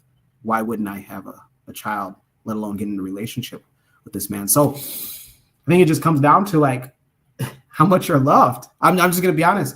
How much are you loved? And then how much are those women willing to work together, especially if they get their own home? If they get their own home in their own car, I think more women would be, again, I'm not a woman, but we'd like to hear from women. Please click the link. I think if that was the case where women got their own car and got their own house, I don't know if they would have such an issue with that. And then it's like this, it's like, then you continue that mystery. Let me speak to the fellas. As men, we're either taught or we have to find out through experience that the less that you're around your woman, the more that you can create and keep that mystery about you. Because when you're home all the time, right, like Stedman, right, Oprah Stedman, you're looked at as an afterthought, and then she gets sick of you. But I might be just in my own thoughts. Fellas, please chime in before we go to our next problem. Any last comments? Yeah, I would agree with that. you don't want to necessarily just like be a homebody. Even the king has to go out and, you know what I'm saying, and survey the land. You know what I'm saying? It's like you can't just be on the throne all the time. You know, people who like go out and like are on like oil like rigs and stuff like that. You know what I'm saying? Going out. You know what I'm saying? It's something to be that. But the problem becomes is it's an inherent test of fidelity. Even if you're like relatively close by, not having this degree of proximity to your wife, I mean, can lead to a degree of infidelity. And it's just a matter of the faithfulness that, you know, your partner is faithful. Back before DNA, you know what I'm saying, you come back, you left her, you know what I'm saying, you knocked up with her before you left, you come back, you know what I'm saying, 9 months later, little baby a little lighter than you, and you kind of wondering why, you know what I'm saying, them eyes ain't the same color, that nose ain't the same. And so like there's always trade-offs. And as a woman, I can't speak to the culture that would promote fidelity, especially like in long-term bonded commitments such as that. You know what I'm saying? How, you know what I'm saying, just not being around the house all the time. I think it's good for the children to a degree. You know, you want to be around the children. You want to have time when you're close with your children, but sometimes, frankly, it's just now it would just be, I would say, optimal for the man to go out, obtain, and if it means overnight or whatnot. He hasn't come back tonight. He's out there on the hunt, so he has to be out on the hunt, and then he comes back with the bounty for the kid, and the kid and the father can enjoy the bounty together. That's kind of optimal, I think. I mean, you don't want a too stable. I mean, I think it's just good for the sense of, like you say, mystery for the kid and adventure in the sense of learning the unknown and how to adapt to different situations to a degree. Yeah. Again, I mean, I would only hope whatever's best for the family, that the family in those kind of situations, that the family is stable and is whole. That's all to say.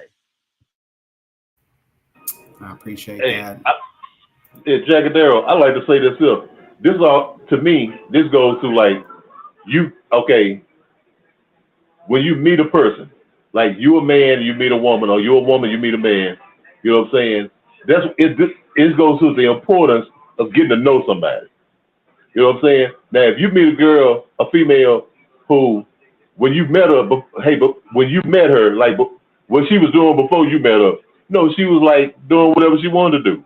You know, had friends here and there. You know how this is, I got friends.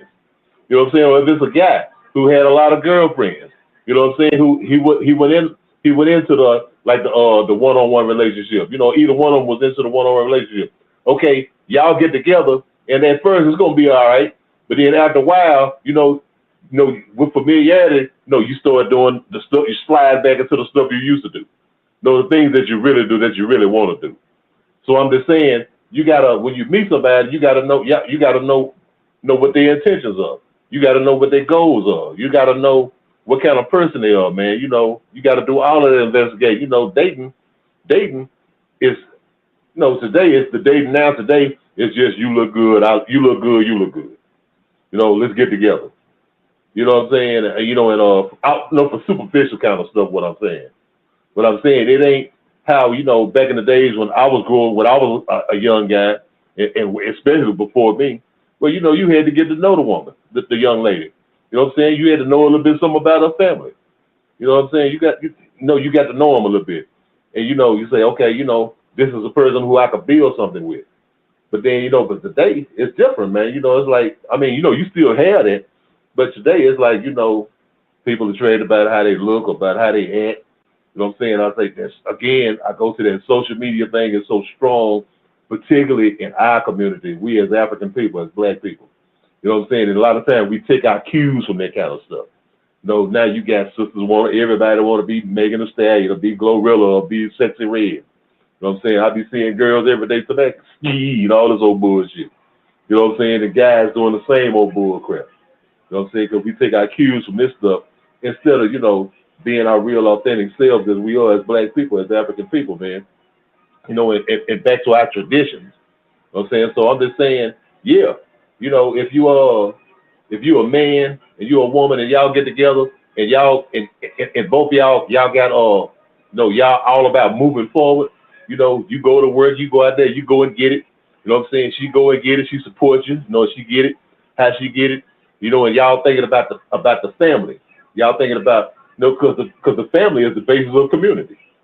You know what I'm saying? I mean, I'm going back to the nation building thing. The nation building, the cornerstone of a nation is what? The community and the family. Local communities, the villages, and the family. You know what I'm saying? See, we had to take in consideration all of this kind of stuff. You know what I'm saying? About when we talking about building a nation. But if we ain't talking about building a nation, then we'll go for anything. Wham bam, thank you, ma'am, and all this old foolishness. You know what I'm saying? So I'm just saying, we have to be clear on what we want. You know what I'm saying? On the kind of person as me as a man, the kind of woman I want. Or as a woman, the kind of man you want. You know what I'm saying? And what your goals are, and if you have goals at all, period. You know what I'm saying? 'Cause some people don't have goals, but just a quick fix and then on to the next person. You know what I'm saying? Yeah, I ain't gonna go along, man. I'll land my plane right there. Appreciate it, Anthony. Anybody else? Last thoughts? Koku Black Steel, Real Black Gentleman. I just want to not necessarily last thought on this, but because I think we're kind of understanding it that there needs to be a change in the mindsets of our folks before we could really get to this level of cooking that this lady did in that video. But I really wanted to, while I remember it, shout out Jay. The email is familiar. I can't think of who it is, but I want to shout out Jay, who gave a Cash App donation to the show this past week. Thank you very much for that. Make sure it'll be put to use in improving the show and improving the network. So thanks for that. I'll land my plane there. And Jack, you've been doing a good job, man. Keep it up. We'll talk soon. Appreciate it, Koku. Cheryl, some of the comments from the chat. Cheryl says, Black women whom are career-driven are taught to be hard all the time because no one going to do for you but you. But if given the opportunity, women don't want to work a 9-to-5 for 30, 40 years. Absolutely. Absolutely. Let me be partisan for a little bit. In the western part of the world, you're getting hit with feminism. And that whole, I can be independent, I can do everything for myself. Okay. While you get hit with that, just know that your body is going to get exhausted. And you're also, because of social media, you're seeing other women enjoying themselves because they don't have to work a 9-to-5. They said to themselves, I got a man that will take care of me. I hope to see more of that in the future. More women showcasing the quote unquote soft life. Because just like Koku was saying, it is sad when I do see older, women that's my mom's age being by themselves. I attend different African parties and you can tell who's alone. You can just see it. I don't know any of you guys, any of the brothers on the chat, if you ever go to an African function, whether it's a graduation party, birthday party, and you can see who are the lonely African women. You can just tell because a lot of times their faces just have this smug. It's a dirty smug. And they project whatever it is to usually the younger women. They're usually chastising younger women, or they're usually talking nasty about the younger women. And if you ever talk to a younger African woman and ask her, like, hey, what's your experience at the African parties? Some of them have said, hey, I stopped going to my community parties because of the nasty looks and the rumors and the gossip that is brought on by my aunties, and maybe not her blood-related aunties, and a lot of times these aunties are divorced. I want to say this again. A lot of times they're divorced or they're just lonely. And so now they're projecting everything that is sad about their life to the younger women because they know that now they can't compete.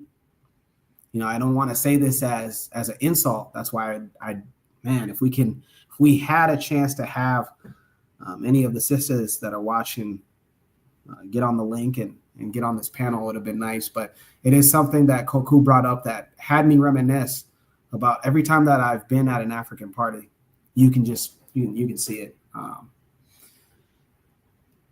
Hey Jack, Marcus Garvey is the way. A black woman. She's there just to be. She's waiting to be added to the panel. So okay, all right. Let's before we move forward, let's go ahead and welcome Marcus Garvey is the way. Hi, good night. Yeah. Yeah. I was listening. I didn't get to hear the person that was talking, but I assume that y'all were talking about polygamy and wanted a female perspective. Yeah. If you want, I can go ahead and I can just play the prompt again. Okay. And then I'll play it twice. It was a video that it got quite a reaction from individuals. Okay. So stand by. I'm going to try to get my sister along. Think about it like this. A man with only one wife, okay, that's good. He's faithful. But a man with 3 women, that's 3 times more faithfulness than the beta with only one wife.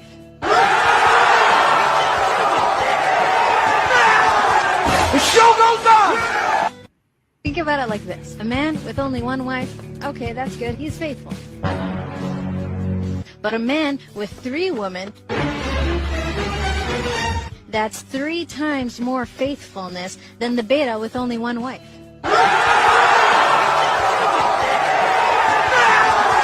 The show goes on!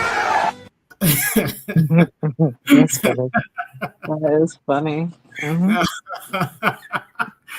All right, Marcus Garvey is the way. You have the floor. Go ahead, sister. Okay, so I do believe that polygamy works because, I was married for over 20-something years, and I said, I could imagine there are times where my husband having another woman would give me a break, especially when your husband's horny and you're not, you can see where another woman could step in there and relieve his pressure where you don't need to do it because, it's your role as a wife.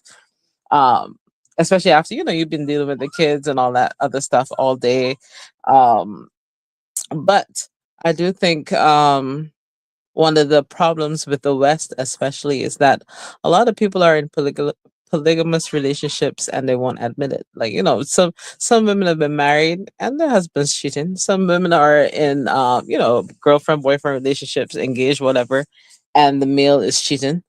But when you find out, it's all an ego thing. Yeah, it hurts your feelings that, the man's straight. But whether you want to admit it or not, for centuries, I think our people have been living in polygamous relationships.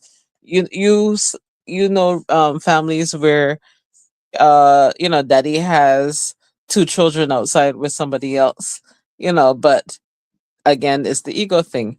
It hurts your feelings when you find out, oh yeah, he's straight. But I think men will stray, and we can't always express African relationships as only polygamy because there are relationships where women were the polygamous ones in some parts of Africa because Africa is not a individual.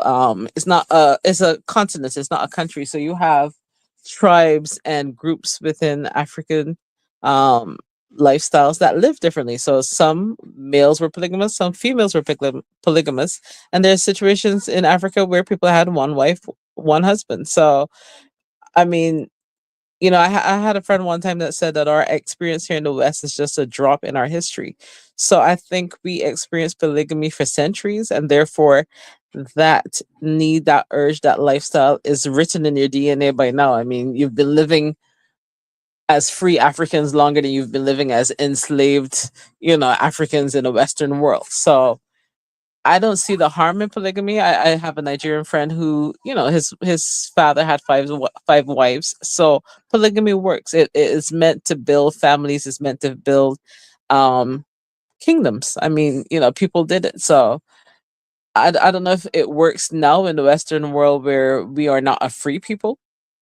And the government isn't going to recognize your polygamous relationships, not here in the West. But it's been practiced among other people. I mean, Asia, Africa, other people practice it. Even well, the kings in England, you started Christianity because he wanted another wife, and he ended up with 5 wives that he ended up killing. But the concept of a man, one woman is more European, biblical Judaism thing. I don't know if the Jews have more than one wife, but that's just what we follow. But I don't necessarily think is correct. That's it. Ooh, I appreciate you, Marcus Garvey is the way. It sounds like you have I hear a Caribbean accent. So would you say that has influenced your opinion on this, on polygamy? What? Growing up Caribbean. Yeah, I mean, for me personally, I'm a product of polygamy. My father was married, and my mother was the outside woman. She didn't know that he was married, so I'm not the only story. So yeah, polygamy exists. As I said, people are living polygamous relationships whether they want to admit it or not. In the Caribbean, around the world, even white people. When you find out that I don't know, you ever heard the story of the airline pilot who had a whole family in another state? So even white people are doing that shit. So it's not a new thing. The world's been practicing it. It's just looked down on because you want to follow that Christian mentality, and yet the men in the Bible had Samson, David, Abraham, Moses. All of them had multiple wives. So I don't know at what point did a polygamous Bible bring it to one man, one woman. Yeah. So I think it's the hypocritical part of it. I think it's because Christ wasn't married, so maybe that's where it's brought in. But I don't know. I could be wrong. I'm not. But then if he wasn't married, then maybe that's what they should push then. But I don't know. What I'm saying? Yeah. Yeah, if you want to imitate Christ, then don't marry. But and then be like those Catholic priests that chasing children. But yeah, polygamy exists, has always existed, and will always exist, no matter what name you put on it. It's called horning. In the Caribbean, it's called horning. You're horning somebody. Horning. Interesting.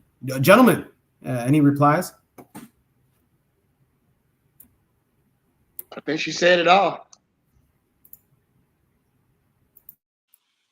Yeah, I mean, as long as the relationships are solid, it doesn't matter. It's all about fidelity, in my opinion. You know what I'm saying? No, neither partner should be, you know what I'm saying, have to, should be stuck for any kind of obligations beyond the relationship. You know what I'm saying? It should be the relationship, as long as the relationship can be stress tested, you know what I'm saying, make sure everything's good.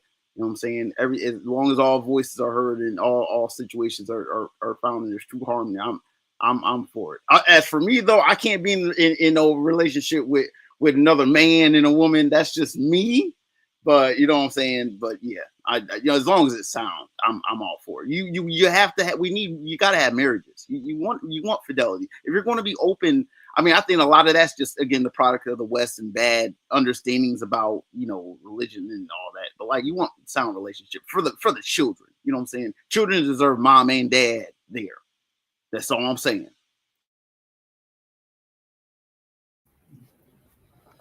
Anyone else?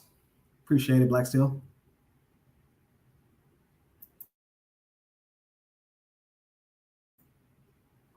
No? All right, let's read some of these comments. There was a lot. The Matron, what's going on, Matron? Welcome to the show. She says, it's because there was only one Adam and one Eve. Chacadero. Yeah, go ahead, Anthony. No, we got another female going to come in. Hold up. All right. While we wait on that. Go ahead. Oh, somebody with you. No? I just called somebody.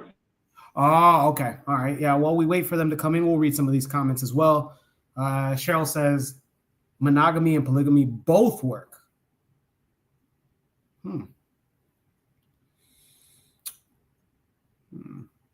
She also says that if a man can show that he can provide financially and a woman also has a career, they trust each other and all that good stuff, the woman has to be willing to let go of her career. Very interesting because, the example that I had pointed out, those two individuals, Duke Dennis and former football player Cam Newton, it seemed like the women were okay or are okay with having children with the same man. So it'd be very interesting. I don't know why. Usually I try to stay away from celebrity nonsense, but if they were to ask multiple women that they had children with to be their wives, I would be interested to know what the reaction would be like. I want to get the thoughts from Marcus Garvey, is the way. Do you also feel the same, where if a man can provide financially and the woman has her own thing going on, that more, if that was the case in the West, that women would be more likely to be okay with and open with polygamy, like the way that it was in the Caribbean, how you grew up? The West is such a weird thing, especially in America where I am.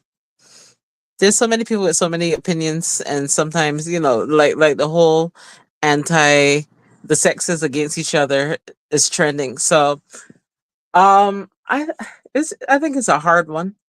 I think it comes down to the individual. Some people will agree with it. Some people will say, model it like the Africans do it, where one man, multiple women, and each woman takes care of the home. He has to provide for each of them. As you said, if the woman has her own thing, maybe that works while the man also continues to provide for the home. But to me, sometimes one-on-one relationships are so hard, much less adding other people into the factor. So, it's a hard thing to define when you are raised with a Western mindset, looking at the Eastern way of life. You know what I'm saying? Because the polygamy as a working concept, as a functioning concept, is almost alien to us, because, as I said before, in the Caribbean we call it butting, horning, and you're not gonna find those situations where there's not conflict.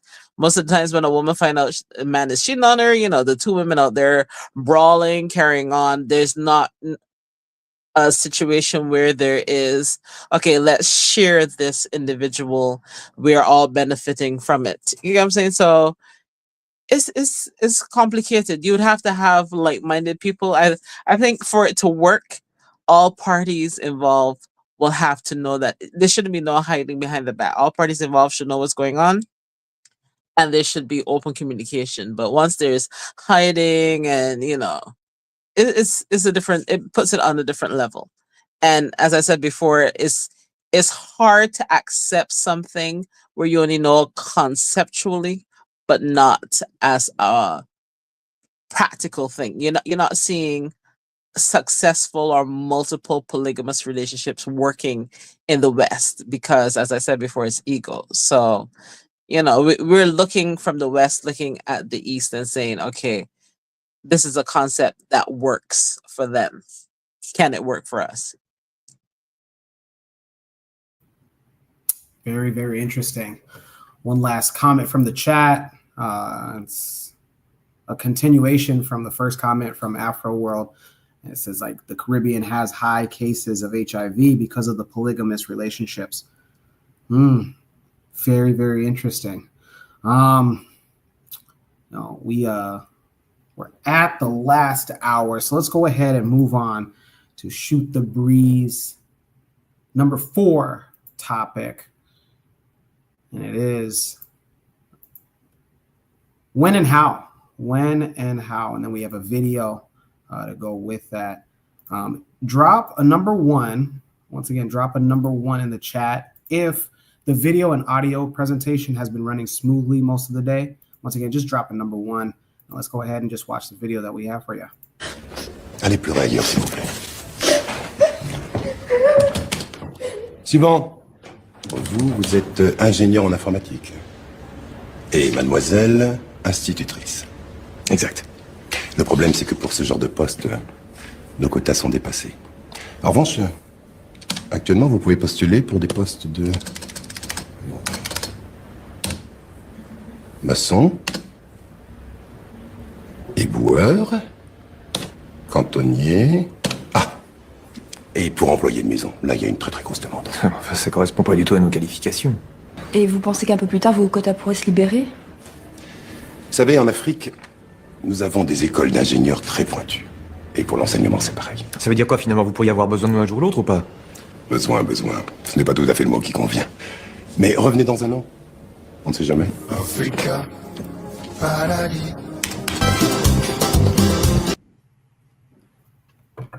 One more time. On se calme, chacun son tour, on se calme. En Afrique, heureusement qu'il y a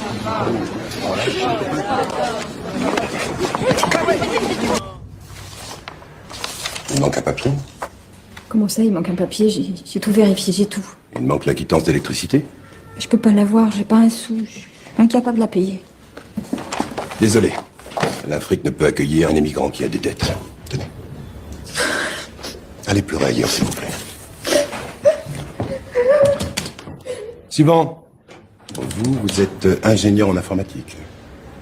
Et mademoiselle, institutrice. Exact. Le problème, c'est que pour ce genre de poste, nos quotas sont dépassés. En revanche, actuellement, vous pouvez postuler pour des postes de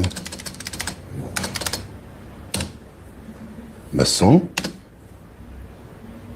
éboueur, cantonnier. Ah, et pour employé de maison, là, il y a une très très grosse demande. Enfin, ça correspond pas du tout à nos qualifications. Et vous pensez qu'un peu plus tard, vos quotas pourraient se libérer? Vous savez, en Afrique, nous avons des écoles d'ingénieurs très pointues. Et pour l'enseignement, c'est pareil. Ça veut dire quoi finalement? Vous pourriez avoir besoin de nous un jour ou l'autre ou pas? Besoin. Ce n'est pas tout à fait le mot qui convient. Mais revenez dans un an. On ne sait jamais. Africa, paradis.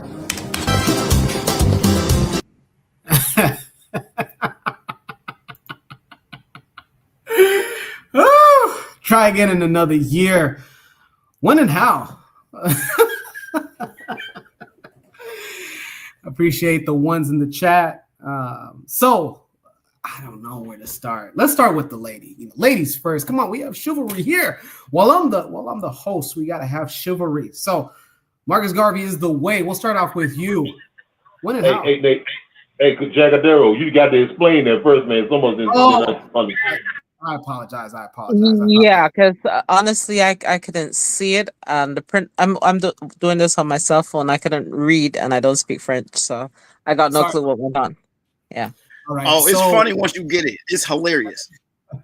So the video prompt was an example of if and when there will ever be a world where instead of Africans migrating to Europe and the rest of the West, where Europeans are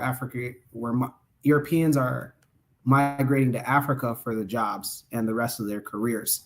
And in that video, you see that there is a steady line, a long line of individuals that are waiting to be interviewed by, it looks like somebody working for the foreign ministry or immigration office.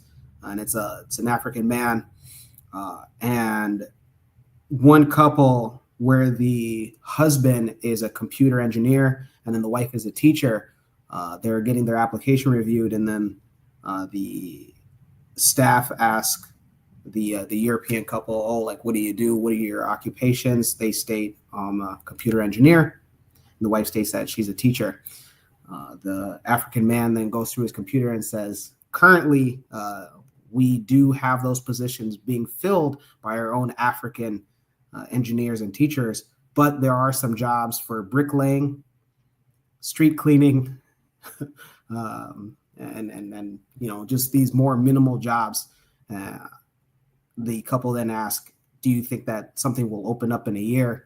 And then the black staff worker says, "We have the top engineering schools here in Africa, so you know what that means." And then the white husband says, "So that means that you might not even need us, in a year."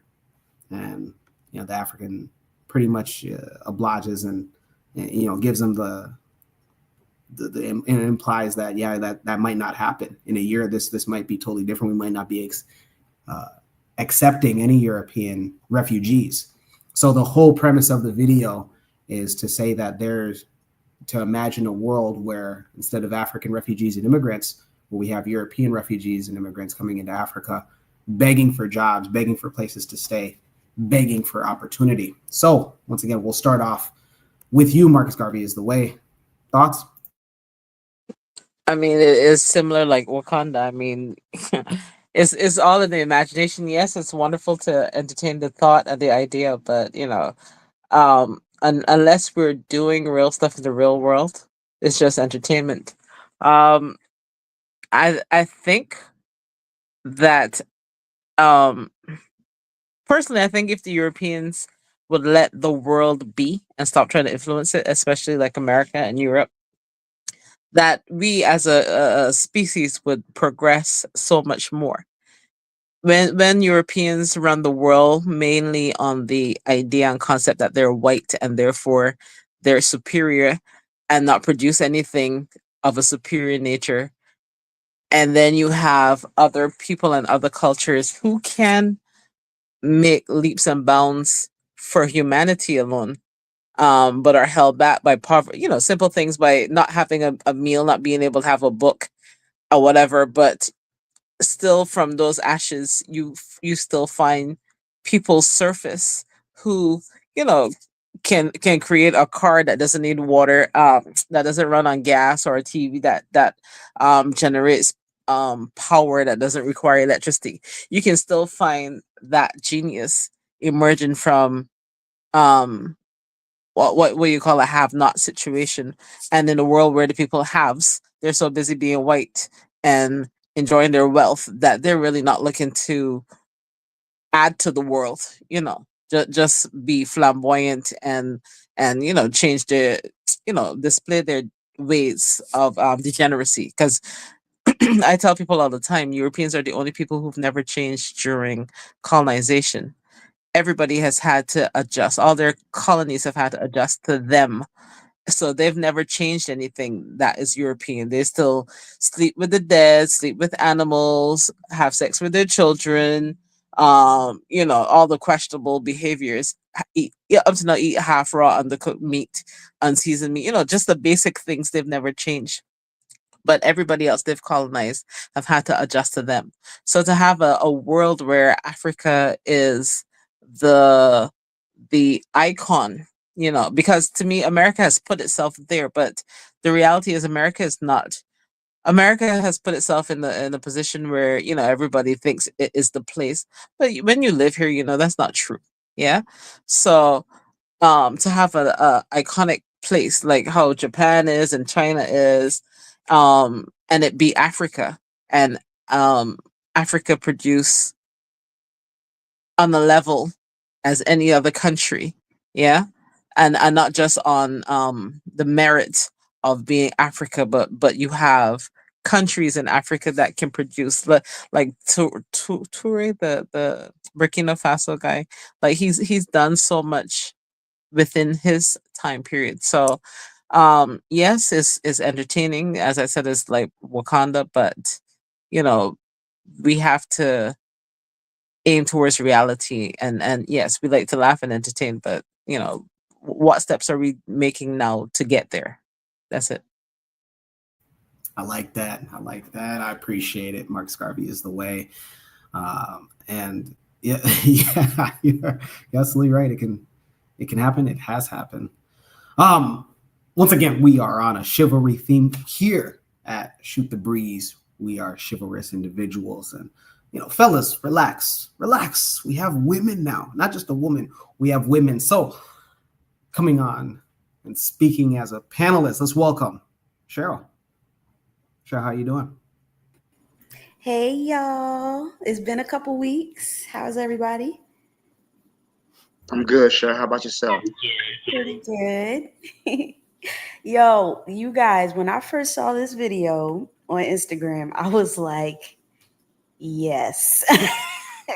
And I was just thinking like, yo, this movie it was probably produced by a white person.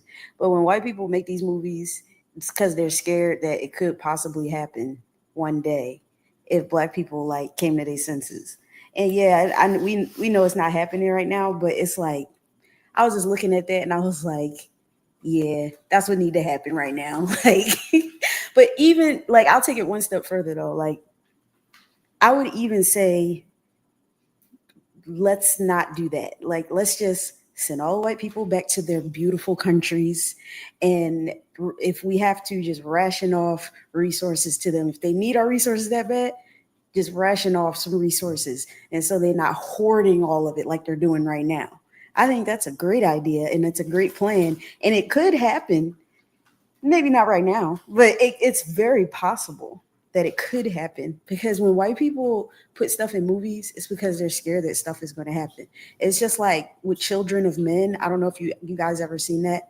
It's about white population growth. When they put stuff in movies, they're scared. And so, like, yeah, we need to do it, because we don't need to have any more white people in Africa. They've done enough. They've done enough. They need to go back. If they need some resources, we'll holler at you. So there. Okay, I'm done. I appreciate it, Cheryl, and thank you for coming on to the show. Man, great insight. This was my first time seeing this clip, but it filled me with joy as well, because this is not only a potential future, but the way that the world is going. Africa is the way. All right, let's get our third panelist to speak on. Let's go with Anthony. Anthony, what say you? Yeah, man. First of all, I want to say, thank you to the sisters, man, for the great input that they put in too, man. Marcus Garvey is away, and Cheryl, man, and I agree with both of them, especially Marcus Garvey, when she said, you know what I'm saying? I agree with her 100%, man. I want to see the real thing, you know what I'm saying? Not the TV thing, not the, that right there, let's see the real thing. Because right now, as we speak, like, and also, it's also as Cheryl said, these people see that their shit is over with. You know what I'm saying? Like, you have Trump, like, talking about raising tariffs against. We was talking about the BRICS earlier, about South Africa and the countries with the BRICS. When they talk about the de-dollarization, hurting the American currency. I'm saying that they know that their time is up. America, Western Europe, and when I say America and Western Europe or Europe, I'm saying they synonymous with me. Both of them, they synonymous with me. But what I'm saying, even right now, you just had not too long ago, I think about a week or two ago, where Trump sent in this commission, this delegation over to the Congo. You know what I'm saying? They're trying to so-called negotiate a peace agreement between the Democratic Republic of the Congo and they stool pigeon Paul Kagame. You know what I'm saying? Because we got to fix this thing. We got to get this straight, because the eyes of the world are now open. The eyes of black people everywhere are open. The continent, on the African continent, are open. We know now that these stool pigeons that y'all got in place, like Kagame and even Museveni, and others, and when you got a weak puppet president like Tshisekedi in Congo, you got these guys in Cote d'Ivoire and other places like this. We know that it's time to run all of these people up out of here. It is time for us to take, Africa, take our sovereignty in our hands, man. To control our land, control our resources, and these people know it's over with, so they doing everything they can. You got, man, look here, I was just checking out a documentary, man, that about the Congo. You got so many millions and millions of Congolese people. You know what I'm saying? Men, women, and children, and particularly women being victims of rape and stuff like that. With all this bullshit. You got so many of these Belgians and Western Europeans and American people over there buying land in Congo. You know what I'm saying? Got farms, and engaged in mining and stuff like that, and living their best lives. All over. We see about the year return and brothers and sisters from the diaspora from America going back to Africa. But I'm telling you, it's more of them hunkies going over there than anybody. You know what I'm saying? Chinese and Arabs and other people, East Indians, coming over here and parlaying, trying to buy up land and doing things and living their best lives over there. You know what I'm saying? So that scenario is really happening. And I'm saying it's just like these different phases of colonialism, of neocolonialism. You know, Dr. Kwame Nkrumah talked about, you know, okay, colonialism is over with, now it's neocolonialism. Okay, we saying, okay, we went through neocolonialism, but we still got to deal with this other shit, neocolonialism too. You know, this other thing, you know, the buying off of puppet leaders, you know, and putting puppet leaders in place, you know, who not looking out for the people, you know, who just want to fill their pocketbooks like a Paul Biya in Cameroon, who been president since 1982. You know what I'm saying? And barely spent 10 years in Cameroon. You know what I'm saying? With all of the money that he needs, you know what I'm saying, and exploiting his people, and all kind of bullshit going on in Cameroon. But I'm just saying, so, I mean, that scenario is now far off.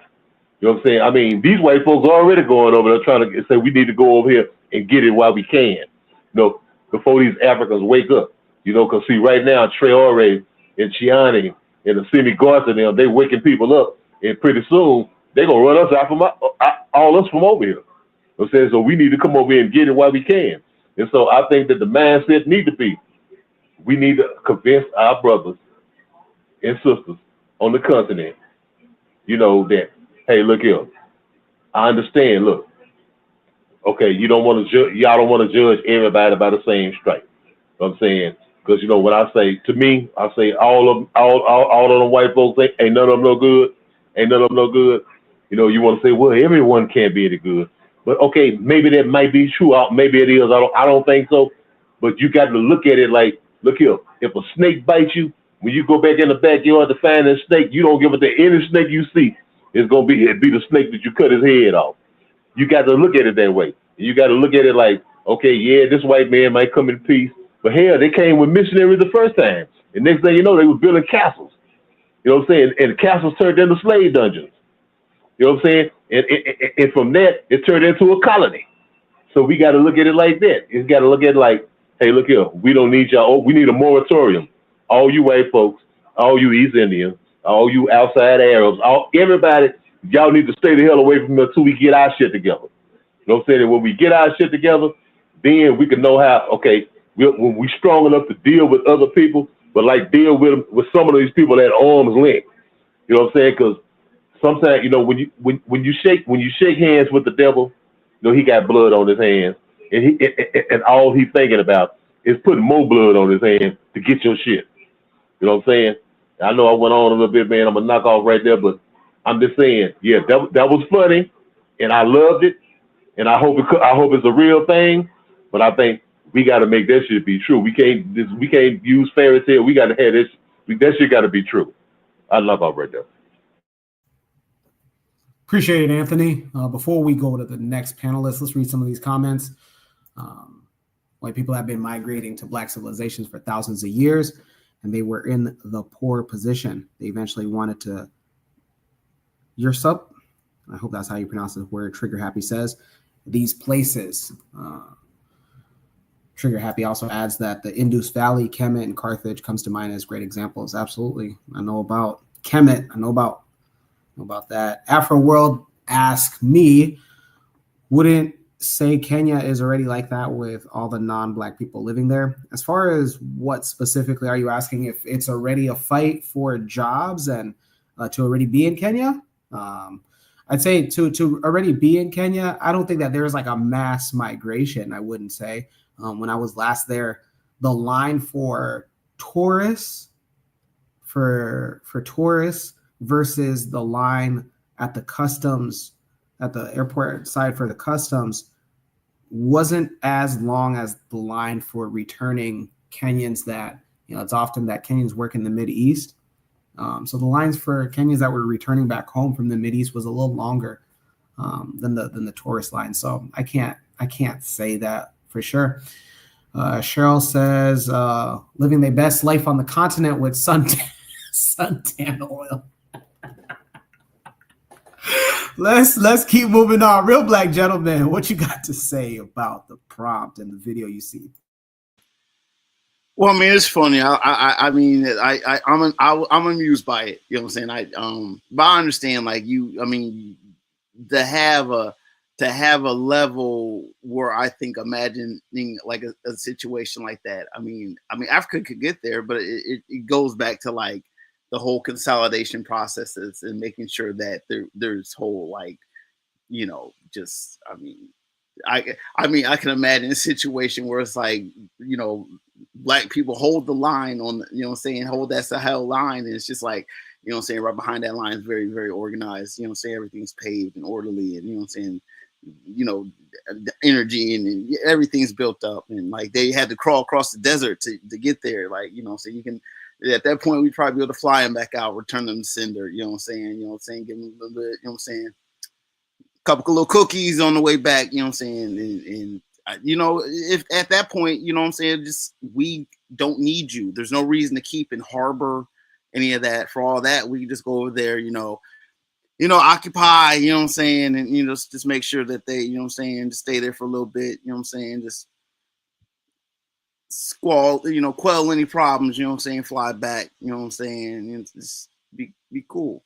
I mean, for all that, because why bother keeping them there? I mean, they're the ones with the troubles. Are you really running all the way around the world? Really? It's like, nah, you can't do all that. You know that you're gonna be problematic.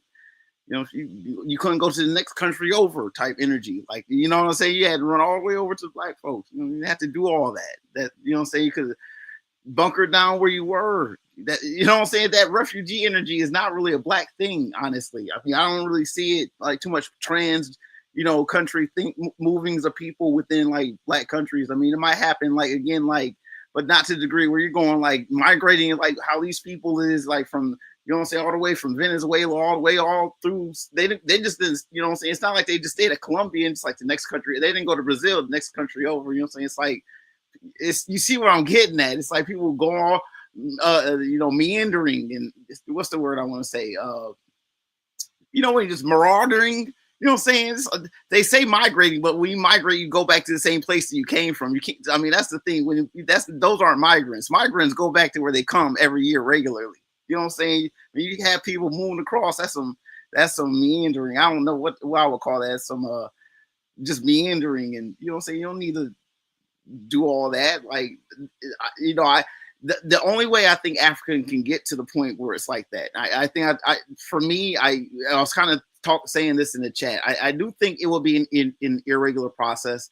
And I've said this, I think on before, not all Africa is on the same type of time, and we can't act like everyone's going to be on the same type of time. We just have to know that it's daylight. At some point, just on physical shit, where I'm saying at one point Africa is going to be sunrise, and other parts still going to be, before dawn. It's just the nature of life. There's an unevenness to it, and that's okay. I mean, we don't have to make straight lines, although strong geometry is a sign, of strength. I would love to see some real, short distance, solutions that Africans can solve.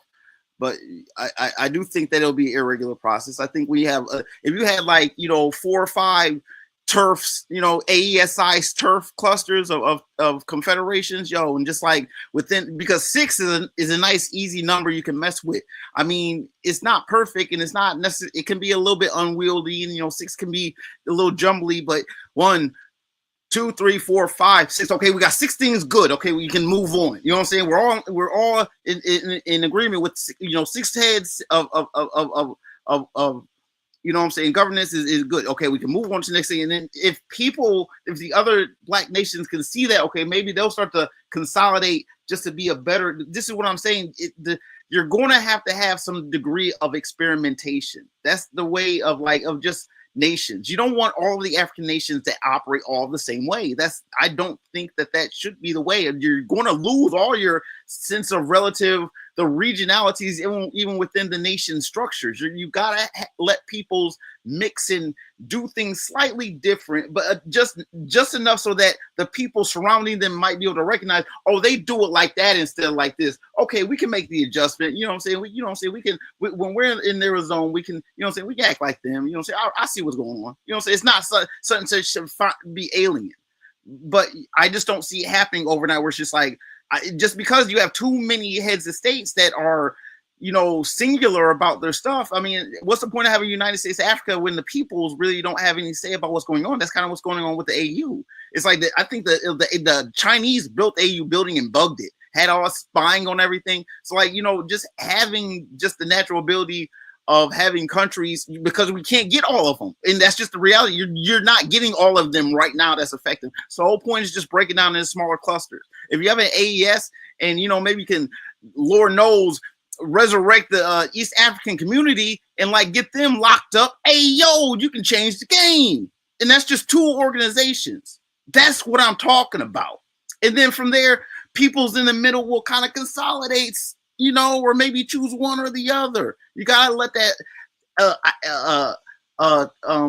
aggregation and kind accretion happen. The gravity and the strength of the organization should draw others to it. Like I would hope Chad would join the AES. I would hope that these things would happen. I mean, hell, I would go so far. The problem is like northern Nigeria are just head-assed about their terror for real, and they're just Islamism. They actually attacked Niger. They attacked their infrastructure going into Niger. They're just wrong to people. They're fanatics. They're zealots in northern Nigeria. I don't like them. A lot of the people in the whole region don't like them in particular. But you know what I'm saying? It's just like, but Niger, you know what I'm saying, it's just there. You know what I'm saying? It's doing its thing. It's having this lot in nationhood. They ain't trying to bother no one. No one ain't trying to bother them except these individual groups of people. Lord knows if it just the, when we talk about Cameroon and if again more head-assness, where it's like that guy's media is just backwards, old and rules from the back. He's not a leader. He's too old to lead. He just has his lieutenants and, you know what I'm saying, stand-ins do stuff in his steed, and Lord knows whether or not he knows what they're doing. So that means more there's chaos because the people don't trust the leader. They have to go to the in-between, and you know what I'm saying? He's 90, he's 92. He's not, I don't care if you're 92 or not. I mean, even Mugabe, he made it to 90. I ain't mad at that. I wasn't trying to kick him out either. But I mean, I'm sure at some point he had people in his go-between. You know what I'm saying? It's just, you just miss a step at that point. I just, you know what I'm saying? It is what it is. Just people a third your age out here doing it. So it's like,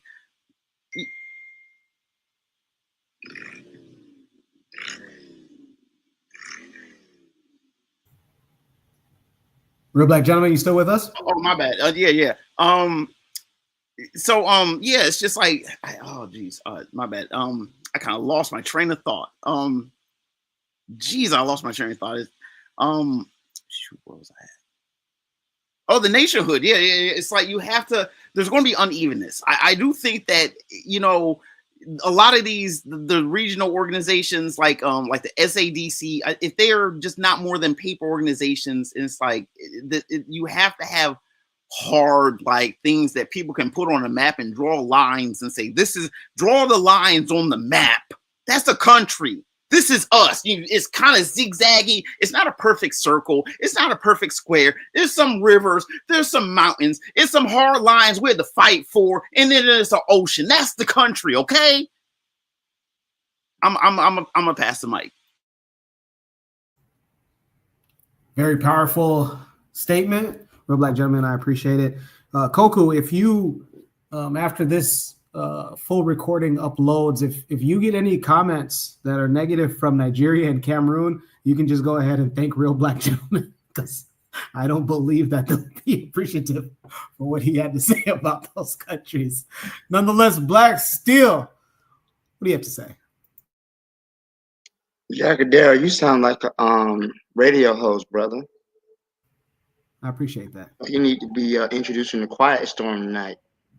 Hey, let's focus. All right. I think it's, I'm all about make believe and fictional things. And, let's turn. How would it behave? Let's be honest, right? Let's keep it a buck. There's no way African people would treat Europeans the way Europeans have treated us, right? This is a fear that white people have long held, but it's not a fear based on anything, because Black people have long African people have long demonstrated a humanity that white people just simply don't possess, right? If it was the other way around, right, I could see African people opening up the doors with open arms. They'd be having parties and celebrations because Africans tend to be not xenophobic, but xenophilic. You know, I think it was Dr. John Henry Clark who said the white man never had to fight his way onto any shore. And I believe that's very true. If you look at the history of exploration and what Europeans call the age of exploration, the age of discovery, it really was the age of piracy and theft and murder. But when they were first, for example, when Columbus first came to the Americas, you know, he landed in somewhere what is now the Bahamas. Those people didn't fight him. He didn't have to deal with the rain of arrows. They brought him fruit. They brought him um they brought him parrots. They brought him women. You know, they brought, you know, it wasn't a situation where they had to fight their way on board, you know, from the beach to get a toehold. It wasn't like if you look at those old World War II movies, you know, you have the soldiers fighting their way onto the beaches of Normandy. It wasn't like that for white people when they fought indigenous people, when they fought Africans and Asians and whatnot.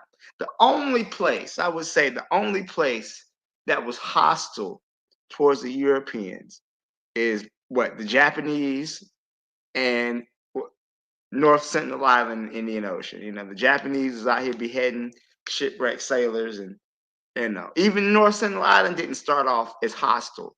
You had they would you know, playing and hanging out with people until there was an outbreak of measles or something like that.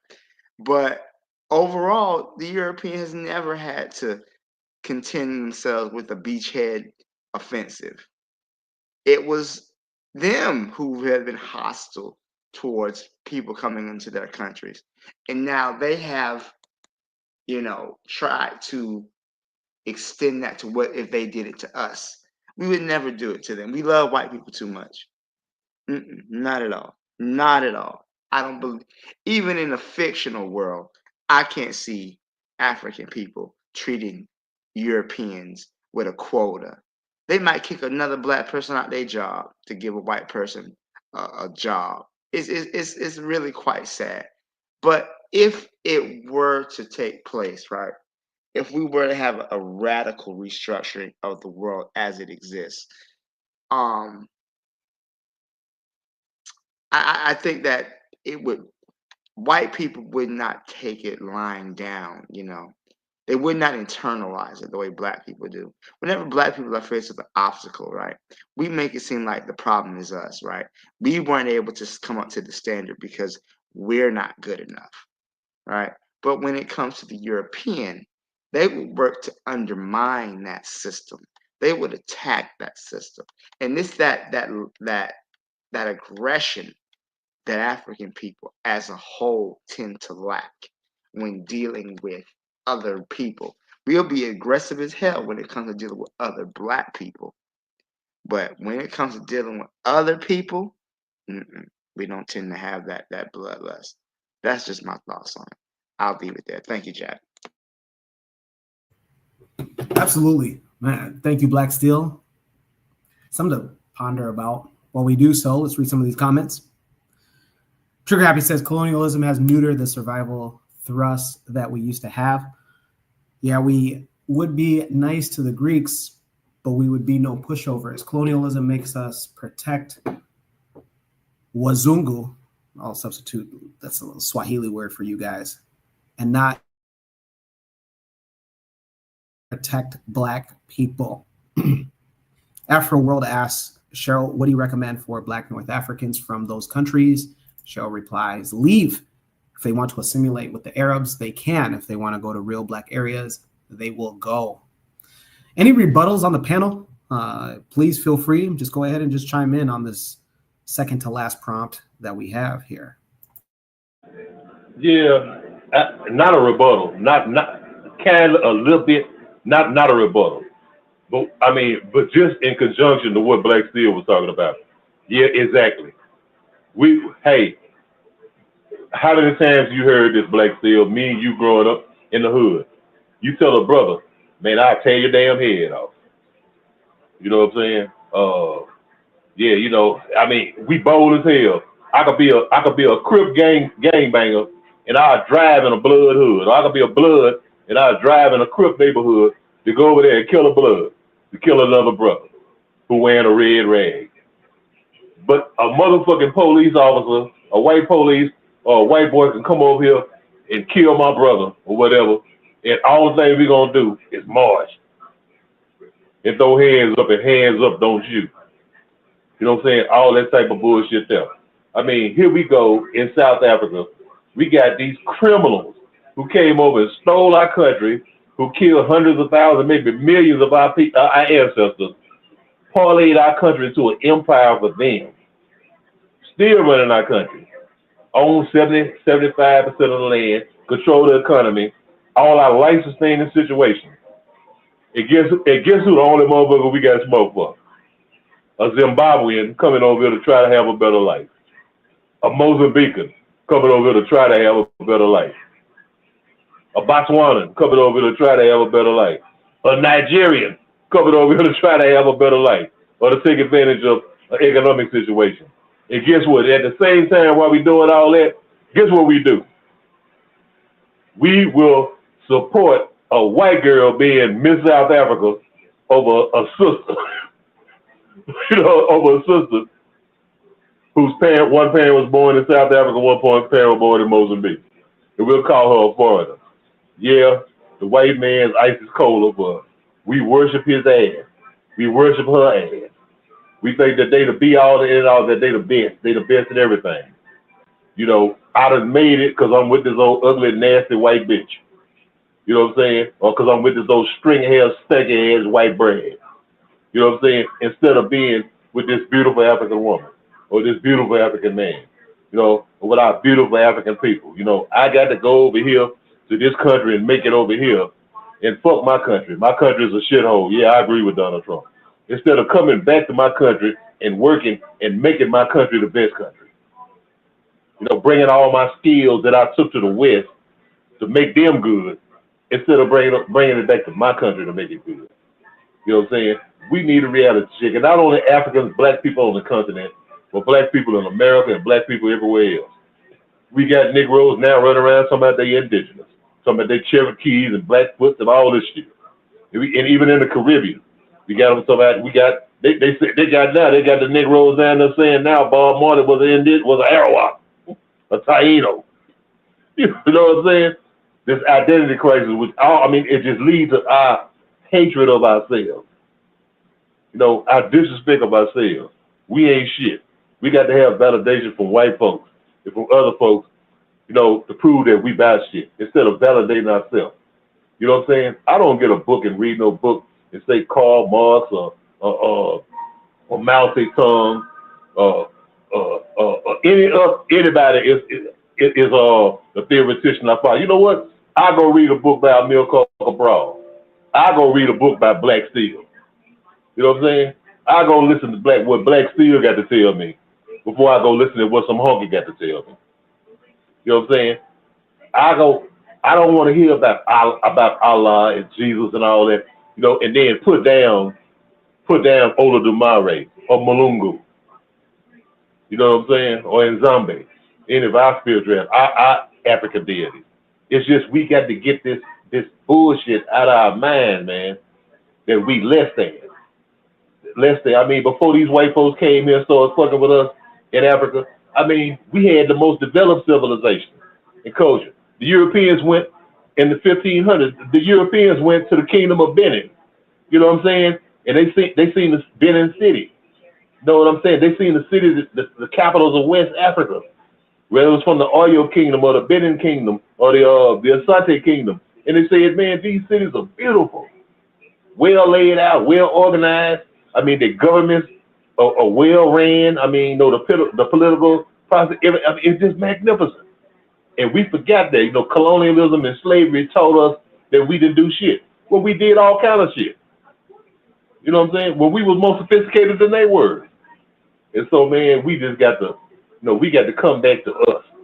Come back to us. We got to realize, hey man, you know what? Jackadero could tell me something. Black Steel could tell me something. Cheryl Izzy could tell me something. Marcus Garvey is the way could tell me something. I ain't got to go and listen at Immanuel Kant. I ain't got to go and listen at what's his name, the one who made Superman the Man, Zarathustra speaking out. I ain't got to listen at none of these motherfuckers. You know what I'm saying? I can listen at people who look like me. I can listen at Sankara. I can listen at Nkrumah. I can listen at Touré. I can listen at Nairi. You know what I'm saying? I can listen at Walter Rodney. You know what I'm saying? And I'm just using them, but I'm saying all kind of Malcolm X, all kind of, I can listen to people who look like me, people who are like me, who are me. You know what I'm saying? And get what I need to get. Instead of always got to turn around and we worry about the goddamn Pope. Oh, how's the Pope doing? Oh, how's the Queen in England doing? Oh, how's this and that and all this shit. We disvalue our own selves, man. We disvalue our own selves. It makes me think about what Bakari said. We are the children of the world. You know what I'm saying? We the children of the world. Everybody else grown, we children. And so we got to do what our parents tell us to do. Our parents and other people. Instead our parents are parents that look like us. You know what I'm saying? Instead of going for my own values, going for my Kikuyu values, going for my Luau values, going for my Acholi values. You know what I'm saying? Going for my Kalenjin values. I mean, we just got to get over this shit, man. We got to learn to respect ourselves as black people, to respect what we done did and know that we have done something. You know, and quit going with all this old bullshit, man. I'll land my plane right there. I'm sorry, they said Bob Marley was a what? That he was an indigenous person. What? Like, we know his mom was black as the ace of spades. And Yeah, his we dad know. is a whole ass white man. What? Hey, Carl, hey, Steel, look, it's a documentary about 40 minutes long about who are the real Jamaicans. In the picture they got Bob Marley on there. I can't wait to not watch that. No, I'm not. I'm good. Oh wow, that's crazy. That's insane. Anthony, before we have everybody else reply if they want to, you said that we gotta we're children. We need to respect our parents, right? So pretty much like we're the kids, right? And so just wanted to share. Just give me a moment here. Make a brighter day, so let's start giving.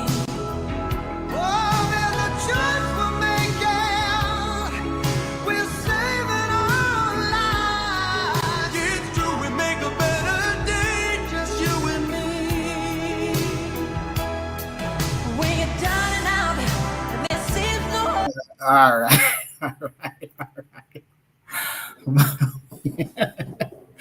We are the world, huh? We're a charity case. Anybody else? Any last comments before we get to the last Shoot the Breeze topic?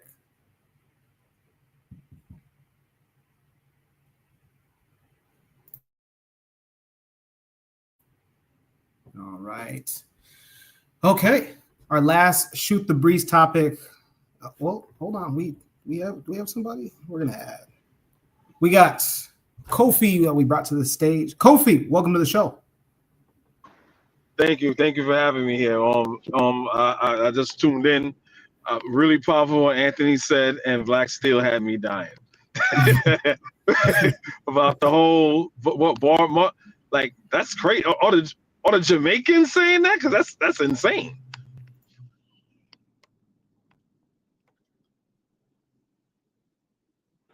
Yeah, Kofi, I seen it. When I seen it, I couldn't believe it, man. I said, hey man, it's about who are the real. It's called Who Are the Real Jamaicans, and they had Bob Marley up there, and like he was a Taino or Arawak, one of the indigenous people.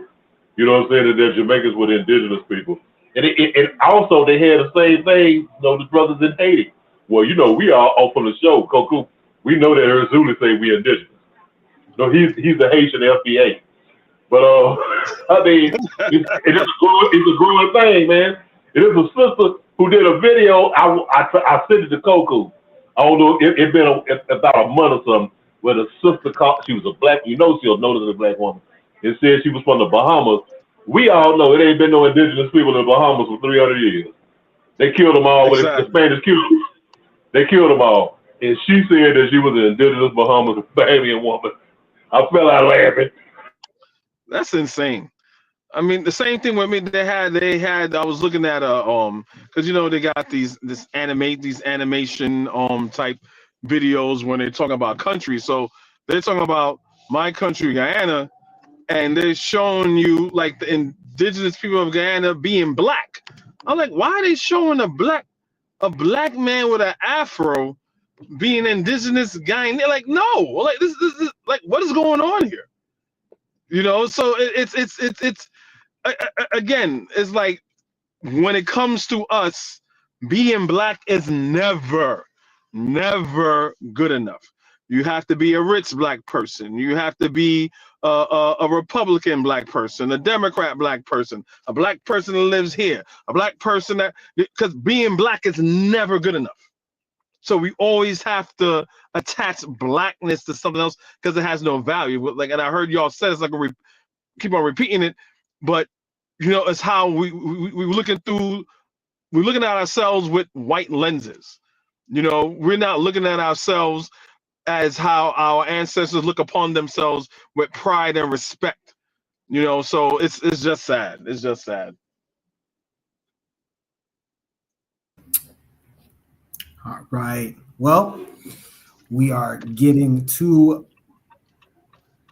the hour, getting down to the last part of the hour. Again, this is Shoot the Breeze, episode 197. We're on our last prompt. When I accepted to take over for Kofi, take over for Koku, I had asked if I could have full control over the topics, and that's what I'm going to do. So topic number 5 is my topic, and it is Tanzania a bully? Now, before we go with the video and watch what I mean, let me preface this with recently, I believe in the past week, Tanzania has had its opposition leader tried for crimes of treason as well as incitement of youth.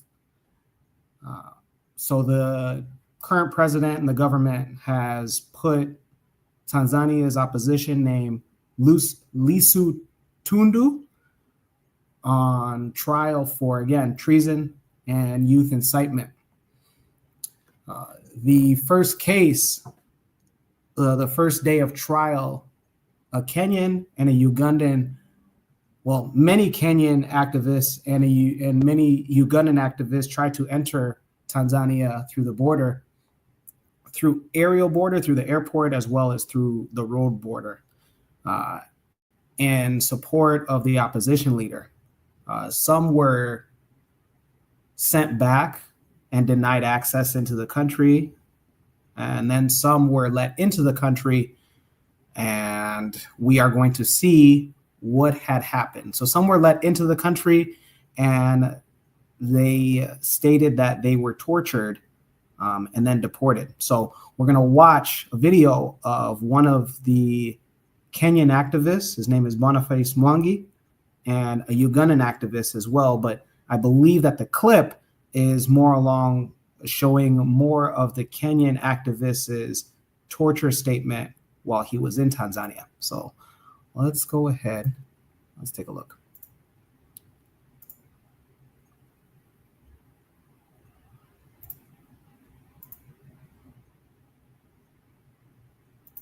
These questions, they are just written. Feel good and say thank their president. Then they took us for about 20 minutes.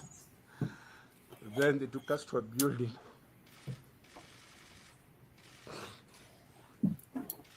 To this place where they went to torture us. When you go there, they told me to get off the car, came out. And then they banged the door on my face. I had a mark here. I don't know if it's still there. I don't know what they were waiting for. Then they were putting some things ready. They got me out. I was still handcuffed and blindfolded. And they told me to strip naked. And they stripped naked. When I stripped naked, they removed my handcuffs. And then I was grabbed by about 4 men, and they lifted me up so fast. Before they lifted me, actually, they put some gloves on my hands. Then they lifted me up.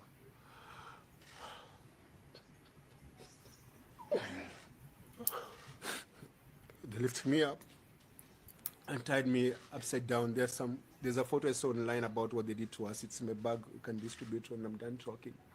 So we were put on upside position where my legs were up like this. My body's up. I'm stuck naked. And then they started beating my feet. So they would beat me and massage my feet. Beat me and massage my feet. I was screaming so hard. I couldn't even, there was no tears coming out because of how painful it was. And one of them said, put his hand in his mouth. So they put my hand in my mouth. And they would tell me, stop screaming. The kids are sleeping. And then to drown my screams, they opened the car because I could hear them. They were playing gospel music in the background. They beat me. Then they removed the underwear from my mouth, and they started questioning me, asking my name, where are you from, why are you here, who sent you, why are you coming to destabilize our country? And then they said, Wekamoto. So some guy put lubricant in my rectum, in my anus, and then started inserting objects. They insert objects and put it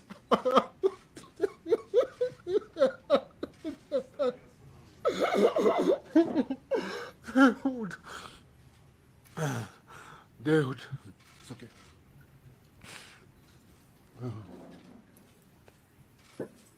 They would put objects in my anus and then say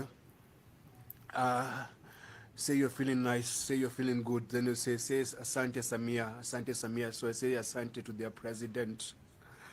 Then they'll push hard and then put it out again. They did that. Say I started bleeding. And they dropped me. Then I'm still blindfolded. They took me to a wall. And then told me to face the wall and then squat. Then a man came and was putting his fingers in my anus and then saying that, say you're feeling nice, say you're feeling good, say Asante Samia. Then they would do that. And then they would do that.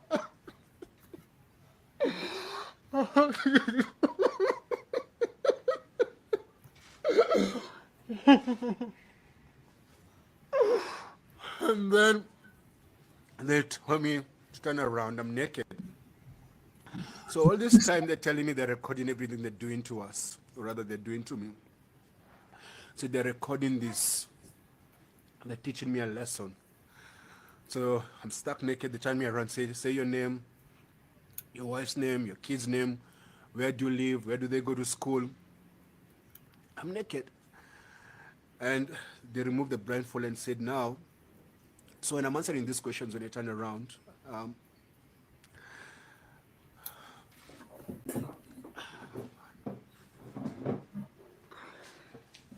when I'm answering these questions, they are just threatening me. So like when they're abusing me, they're saying I should feel good and say thank their president for doing that to me, like Semasan.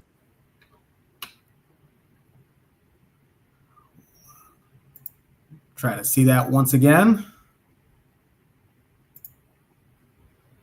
No, bro, I'm good. I'm gonna see that again, bro. All right. You don't need to show that again, bro. No. Bro. That was a hard watch, man. No problem. Oh my Lord. All right, before we get into the panel, because they have a lot to say, I assume that those that are viewing also have a lot to comment. Once again, the Shoot the Breeze topic number 5, the last topic of of the night is Tanzania a bully? What we just watched was Kenyan social activist Boniface Mungi retelling his experience being tortured in Tanzania after being in the country to support the opposition leader Tisu Lundu on his trial of treason and incitement of violence. Was Tanzania going too far, according to the alleged claims by Boniface Mungi? Did President of Tanzania, Samia Suluhu Hassan, go too far and overreach her power, abuse of power? Should Kenya respond? Let's go ahead and, I mean, this is tough. And they usually say that women are more emotionally connected than men. We're going to start with a woman. Cheryl, what say you? Honestly, I don't even know what to even say to any of that, because wow, that's some, like, I don't know, that's weird. That's like some European stuff. I don't even know why that tactic. So I don't because I don't know her history. I don't know any how she is, like, running the country. I don't know anything about that. So honestly, I don't even know what to say or to think. So I don't know. Just yuck. Like, why that? It just makes me wonder, like, why that tactic of all the ways to torture somebody? Like, why would you do that? Is it like some, like, emasculating thing? I don't know, because she's a woman president. I can't even say that because I don't know. I don't know who, if in fact this did actually happen. I just don't know. It is a claim that he has made. It has not been confirmed by Tanzanian authorities. But again, it is a claim that he has made. He has been challenged about his claim and the authenticity of everything that has happened to him, not only by Tanzanian authorities, but also some Kenyan politicians and also some Kenyan social activists themselves. One in particular, give me a moment to think of his name, Gaidho, Francis Gaidho on Twitter, or the platform formerly known as Twitter. Actually has said that this is just to he was doing this for clout, and it was just to get his numbers up and so he can get paid. Boniface Mungi, just a little history about him. He is a long time, some could say a career running social activist, social justice warrior. He was one of the many among the front lines of last year's anti-finance bill protests in Nairobi and Mombasa in Kenya against William Ruto. He has been a stern and steady critic of William Ruto's government in Kenya. We're going to go to another woman. Oh, go ahead, Cheryl. Oh, just one more thing. Like, I know this might sound like, I like, it might sound insensitive, if it actually did happen, but I'm just saying, I ain't see no tears, and it just, why would a man, especially in where he's from, come out and say that on live television, like, for the whole world to see, unless he was being compensated in some form or fashion? Because most men, even if something like that happens to them, they're not admitting that for real. Like, they're not going to just come out, like, and admit that. And so I don't know. It's not enough information for me to believe it. But hey, I guess it's possible. I don't know. Are Kenyans on the internet in an uproar? Yes. Since he has given that statement, Kenyans on the internet have been in an uproar, asking for accountability from President of Tanzania, Samia Suluhu Hassan. All right. Thoughts from another woman from the panel. Marcus Garvey is the way. What say you? I have to quote Bob Marley by saying, "Man to man is so unjust." Also, all is fair in love and war. Unfortunately, I don't know the full situation with Tanzania and Kenya, but if that is being used as torture tactics, I too question why that specific way. to torture someone. You know, like that sounds like the stuff that happens in Guantanamo Bay, not necessarily tactics that Africans would use. But again, you know, I don't know the full story. I know that America does hire mercenaries, and people got, you know, weird kinks. American soldiers do get hired to do these things. If the person, I don't know if the person's face was covered or not. So who knows? You know, who did it? But I think it's a unfortunate situation that this is the way that they chose to torture someone, especially in a Muslim country. You wouldn't think that that would be the specific way that they would go about that kind of thing. You know, rape is constant globally against women, but male rape, I don't know. You know, so that's all I can say. True indeed. Pretty tough to hear his statements. Also, it makes you question on what exactly leads one to commit that alleged act. And I know Anthony's got a lot to say. Before we get to Anthony, let's read some of these comments here. Cheryl says, yuck. Yeah, pretty disgusting. Goku Bitter Medicine says, stop at a blood clot crying. So, yeah. I mean, you know, this is I have my own opinion on this as well. I'll give it after each and every one of you guys. Provide for Triggers says, isn't that what is said of women when they report abuse? Typical. They are not believed. Once again, isn't that what is said of women when they report abuse? Typically, they are not believed. So are we likely to believe this gentleman? Anthony, what say you about Boniface Mungi's claims on torture being in Tanzania? Kick him up the yard, man. Hey, no, I'm just bullshit. Hey, look here, man. Look here. Okay, check it. Oh, in seriousness. I don't look here. Okay. I was listening at it and I was seeing some of the same thing that the sister was saying. You know, like, you know, I'm like, you know what, you know, the tears, and I mean it kind of looked like, but at the same time, you know, it could, you never know, I mean, what goes through a person's mind, man, you know, the psychological damage they go through. Because see, I've seen that up close. I've seen it up close and personal. You know, I mean, see, because that's the thing that, you know, you're not gonna hear a lot about man rape. Now, I was in prison. Y'all know I already told you I've been in prison before, and I've seen that. I've seen it. You know, thank God it didn't happen to me, but I'm saying, but I've seen it happen to other people. You know what I'm saying? And what I'm saying, okay, let me go this way right here. Let's talk about the government of Tanzania. Now we know the government of Tanzania. Oh, this sister who is the president of Tanzania now, Madam Ms. Samia Suluhu. Okay, remember she was vice president when President John Magufuli was president. No, John Magufuli, no, our great ancestor, rest in power, was a Pan-Africanist, and he was a brother more like in the line of Ibrahim Traore. You know what I'm saying? No, maybe not to the exact extent that Traore was. You know, I mean, he was like working his way. You know, and don't get me wrong. You know, yeah, you know, Magufuli had. You know, you could talk about this and that about it. I thought he was a respectable man. Man, he was a respectable brother. I respected him. But I'm saying when he died, the paradigm switched in Tanzania.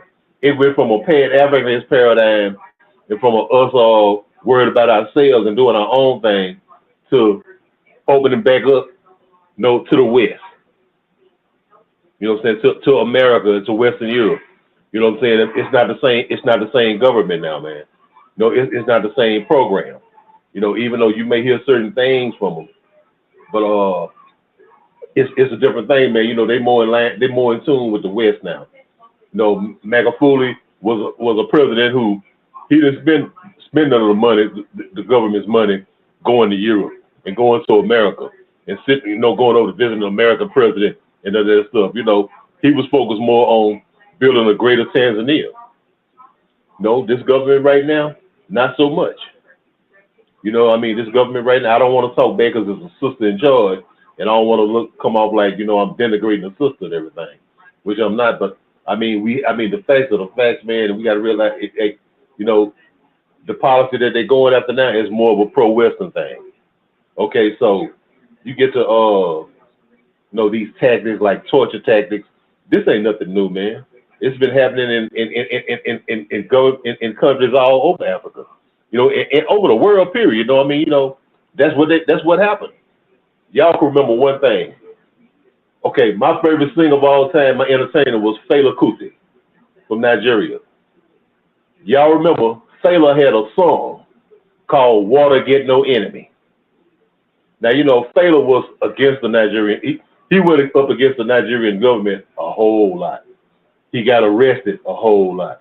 He got beat up and brutalized a whole lot. Now, in his song, "Water Get No Enemy," it's a part of the song, midway through the song, where it said the government was saying to him, like if you disagree, I'll molest you. I mean, it said that word, I'll molest you. Listen to the song. Go back and listen to the song, "Water Get No Enemy." He was talking about that then, when he was locked up, how they did that same kind of shit to him. Old Fela talked about it. He said it. So, I mean, it's not like it wouldn't happen. You know, I could go back to the governments of Macias and Guayma in Equatorial Guinea. You know what I'm saying? That same shit went on. You know, to the government of Mobutu in Congo DRC, that shit went on. You know what I'm saying? The government's all over. You know, with the one with that fool Abdurrahmani in the Comoros, that kind of shit went on. So it's not nothing new. No, these torture tactics that they learn from other people. You know what I'm saying? That they learn, you know, like some presidents, some governments, like I remember Eric Gary in Grenada, he sent some of his people to Chile to learn torture tactics from Augusto Pinochet. You know what I'm saying? I mean, they did some of the same shit. You know, Lasimbe never did the same shit in Togo. So yeah, that kind of shit went on. And like I said, just listen to that song, Fela, "Water Get No Enemy," where he said, if what the government was telling him is a part of the song, we say, if you I'm trying to remember the exact word. He said, like, if you protest, I'll molest you. But he said the part, I'll molest you, clearly. You know, and then he was talking about the shit that they did to him when he was locked up.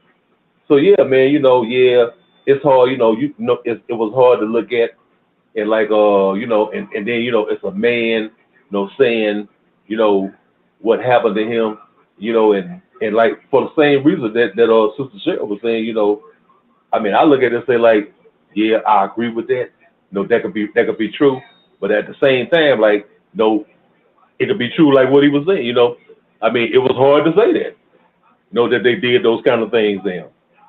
You know what I'm saying? And and think about him saying it, coming out and saying it, like, our people, man, our people strange sometimes. We look at it like, we gotta almost kind of like a blame the victims kind of thing, among us. Oh, well, you wanted that, or you asked for that, stuff like that. The stuff you hear when you hear a sister just because she dressed a certain way, and some old savage fool thought he can go and get her and do what he wanted to do with her, and they say that she asked for it. You know what I'm saying? Just because she dressed a certain way. But they'll look at him like, oh man, the way you talking about that, just for the simple fact that he's talking about it. Hey man, you talking about that, man, you should have kept that to yourself. Don't let nobody know that. Don't tell nobody, but he's trying to expose, hey, what happened to him? But other people will look at it like, man, why you saying that kind of stuff, and might put it to it like, well, no, he lying. That's his, he must have had a gay fantasy or something, some old stupid shit like that. But yeah, man, yeah, it was hard. It's hard to look at, man. It's hard to hear, because it's a subject that, especially us as men, like a lot of us don't want to hear. Me personally, I've seen it up close and personal. I've seen that kind of shit happen. But yeah, man, it was, yeah, I wouldn't put it. I say whether I agree that it happened or that he was telling the truth. I would lean more toward yes, he's telling the truth. But but I don't know. We don't know. We weren't there. But I mean, I could understand. I mean, I say yeah, that kind of thing does happen. Because like I say, fella talked about that back in 1986. I want to go on too long, man. I'll land my plane right there. Appreciate it, Anthony, and thank you very much for not going into detail on what you've seen. I still have my Saturday night to go, and I'd rather you spare the details as you did. I appreciate it. Before we continue with this panel, let's read some of these comments in the chat. Cheryl asked, "Does he have protection for saying who did it?" Possibly not. I mean, I'm in Kenya, sure, but can he ever go to Tanzania again under Samia Suluhu's administration? Would you? Let's just ask that. Not to stay too long on this, but like it's another. Whether or not this happened, it's another person's country. You're there and you're known. For those that don't know, Boniface Mwangi is well known as an activist in Kenya, and here's another fact. So Anthony brought up that Samia Suluhu is the successor of John Magufuli. Under John Magufuli's administration, protests and demonstrations in Tanzania were outlawed. They were banned. Again, they were banned. John Magufuli comes from the ideology that protests and demonstrations, they can lead to rebellion and civil war in a country. So he banned them. It was actually, ironically, last year, Samia Suluhu Hassan, president of Tanzania now, she actually reinstated protests and demonstrations to be allowed in the country. Now, with an activist like Boniface Mwangi, did he think that he could also partake and join in a silent protest and for moral support of the trial of the opposition candidate for Tanzania's government? I don't know. Let's keep reading with these comments. Cheryl asked, let's say it happened. How does he get by? How does he benefit by getting on an international stage and revealing this? Not sure. And then Afro-World asks, got a question. Is this how East African community countries treat each other? I say this, East Africa is just like the African Union. Until you make it your business, it's like, hey, that's your business. That's how I feel like the African Union treats each other. And so thus these smaller political groups, they also say to each other like, hey, that's your business. That's your business. And I have nothing to do with that. You handle your business until and now one can ask, well, Boniface Mwangi was a Kenyan and he's treated like that in Tanzania. But he was treated like that off of the whim that he was coming to support in opposition. So moving forward, Black Steel, what do you say? Is Tanzania a bully in the situation, or were things blown way out of proportion? 100% the bully, 110% the bully. And let me just say, I'm very disappointed on some of the reactions or responses of my fellow panelists and the people in the chat. This is rape, right?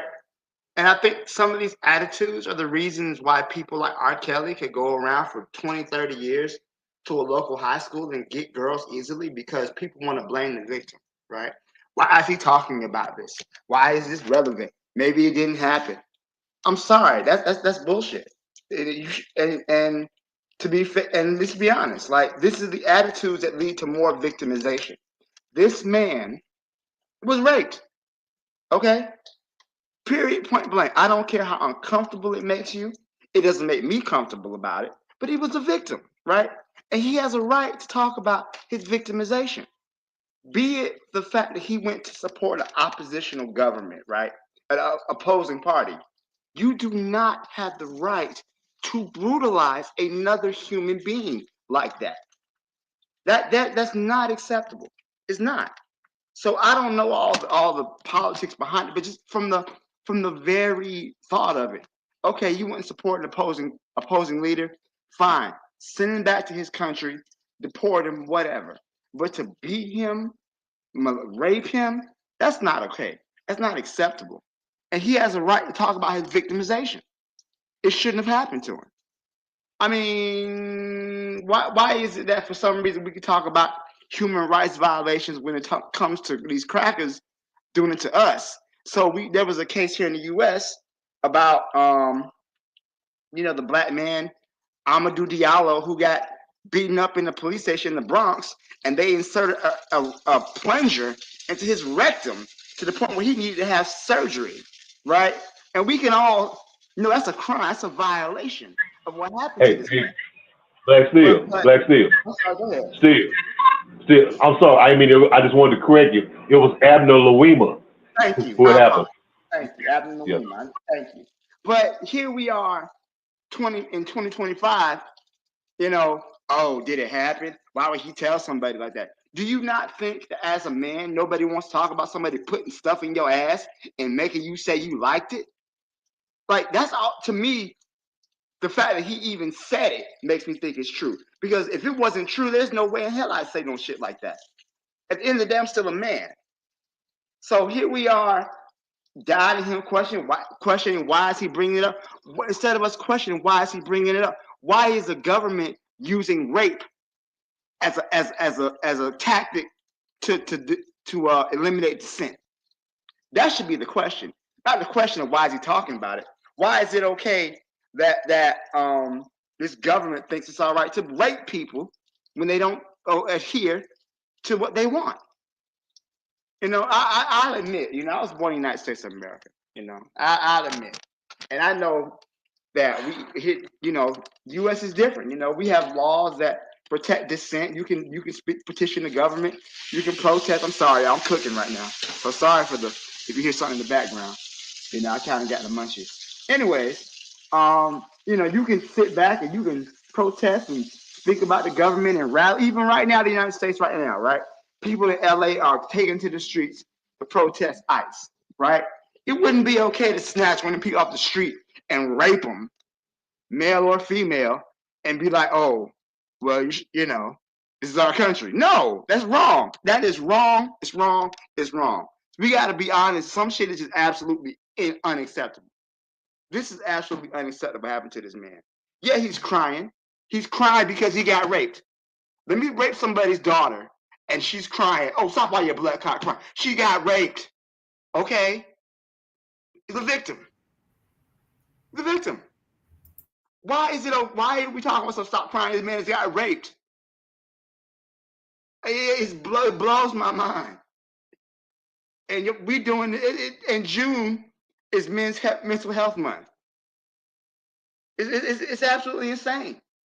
We don't got to worry about the white people. It's crazy. I'm sorry. I'm done. I'm done. All right, I'll let it go. Yeah, I just want to just real quick. I don't think anybody's victim blaming. I think when you come from a whole nother side of the world and you don't know how things are, like I don't even think people are even thinking about blaming a victim. I think we're just analyzing a situation and we're just trying to see certain things. And sometimes people see things that other people don't see. Doesn't mean that the people are being they're not trying to be nice or they're being mean or we're trying to blame the I just like to ask questions. That's just what you do. But just because a person asks questions doesn't mean that they're not sympathetic. To certain situations. And especially when you're in a whole nother context, in a whole nother country, they speak different languages, they do different things, they do things differently. When you're trying to understand the whole spectrum of everything that's going on, I think that's where people are more coming from. Like why would one get on a international platform to do that? And we're just trying to understand if he's doing this and if it actually happened, there must be some type of protection that he has because he feels free enough and bold enough to come onto a international platform to do so. So he must have some type of protection. That's what we're surmising. That's what we're suspecting. Okay, because that's very bold. That's not something that happens every day when somebody gets raped and they decide they want to go on an international stage and do that. Because it's not just in their country. We're seeing it everywhere. So it makes us question certain things, and I think that that's okay to question. Hey, but Cheryl, I want to, can I want to, Jack there, I want to ask our sister Cheryl a question. Please, a question. Okay, I'm saying, Sister Cheryl, say I'm just using hypothetically. Say if you was a political activist, okay, and you was in this country, say in this country, Wakanda, and doing that, and that happened to you, and what you know, and then afterwards, you know, after it happened to you, you got at least you left Wakanda and you went somewhere, you know, and you got on a platform. Maybe you wanted to expose what happened to you and the kind of government that there was. You know what I'm saying? I mean, you hear what I'm saying? Okay, this is what happened to me over there. You know, this is, I mean, this is kind of the system that they have over there. I'm just, you know, just trying to present another scenario. Go ahead, Sister Cheryl. Guess what I would do if something, well, I can't say, well, if something like that happened to me, because it's never happened to me, right?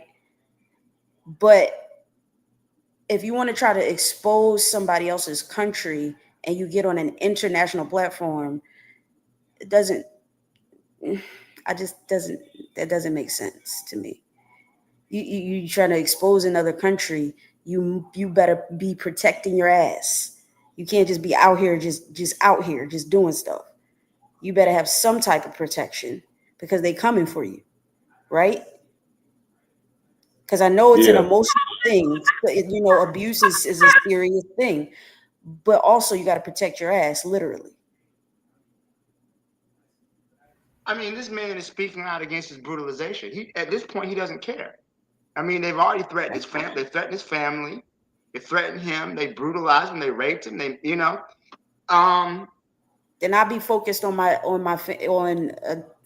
figuring out how to. I mean, moving in silence. I mean, what? Everybody handles things. That's why I'm saying everybody handles things differently. That's why I said I can't say what I would do because it hasn't happened to me. Right, but we all handle trauma differently. But me, I'm not questioning the fact that he's speaking out against his trauma. In fact, I think more people should speak out against the trauma because then you have this. So let's be clear: this is an international human rights violation. This is not something that's just we could just poo-poo about. If migrants coming into America were getting raped in ICE detention centers, which they are, this is an international incident. So to me, I think that more people should speak up. Yeah, I understand it's embarrassing. He's afraid, but I think that, you know, overall, this is people using rape as a weapon, right? And this happens very often, unfortunately, that these people are using sexual violence as a way to Hey, 6 million women in the Congo got raped. Yes, and that was very deliberate how they would rape these women in the Congo and use it as a way to silence them. Real quick before anybody else goes, because we are live on YouTube, if we could try to stay away from some of these words like that R word, just because, you know, I'd want to keep this episode going until we can. Grape.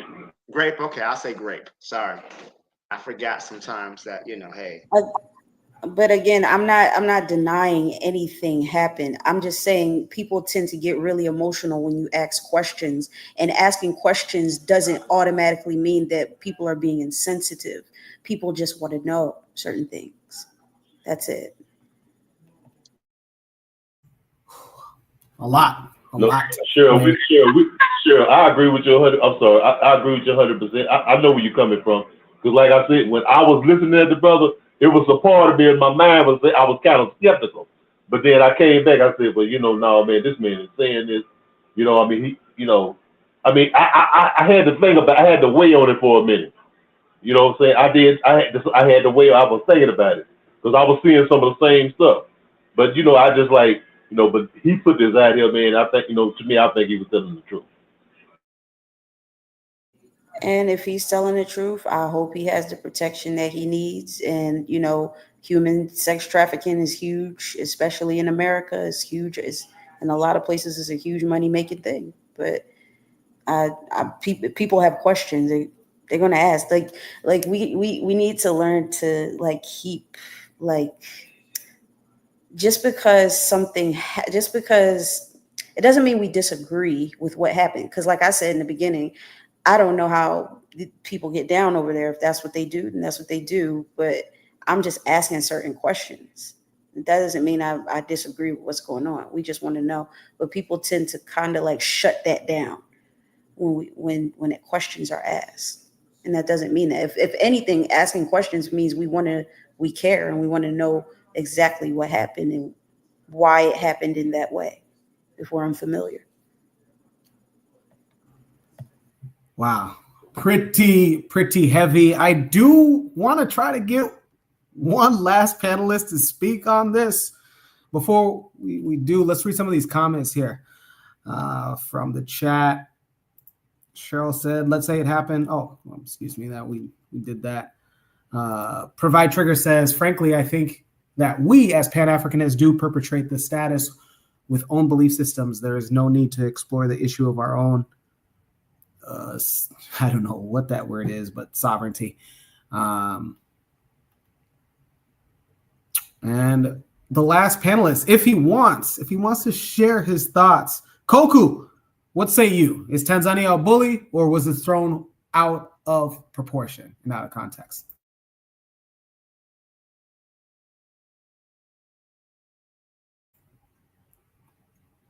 Oh, I didn't have any warning that I was going to be called upon here. Just to address the whole thing, when I heard the story initially, I thought he was but I thought he was physically assaulted, not sexually assaulted. Then I realized later he was actually sexually assaulted. So my apologies there. But I mean, if he was a peaceful protester and all of that had to happen, then I would have to say he was bullied, but that's as far as my thoughts go there. Appreciate it, Koku. Man, this would be the time that I would ask for any rebuttals, but we got to get you guys on with the rest of you guys this Saturday. Before we do so, you guys already know what it is, man. Make sure that you guys follow Better Medicines on X, now Better Medicine Podcast on X. And you guys can always show appreciation. PayPal, Cash App. Koku, don't you forget that dowry conversation. We still need to talk about that, speaking of Cash Apps. This part of the show, though, before we go, we're going to get our shout-outs. That's right, shout-outs. Please take time to shout out as panelists anything that you got going on or anything on your mind. Individuals, groups, services. We'll start off, of course, we have manners. We have good manners and we behave well on this show. Let's start off with the ladies. Cheryl, we'll start off with you. What's your shout out?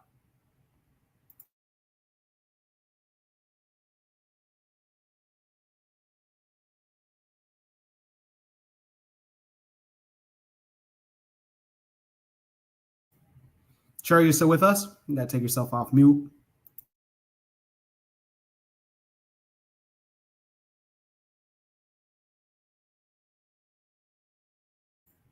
Looks like it is bedtime, huh? All right. We'll come back to you just in case. Marcus Garvey is the way. Any shout outs from you?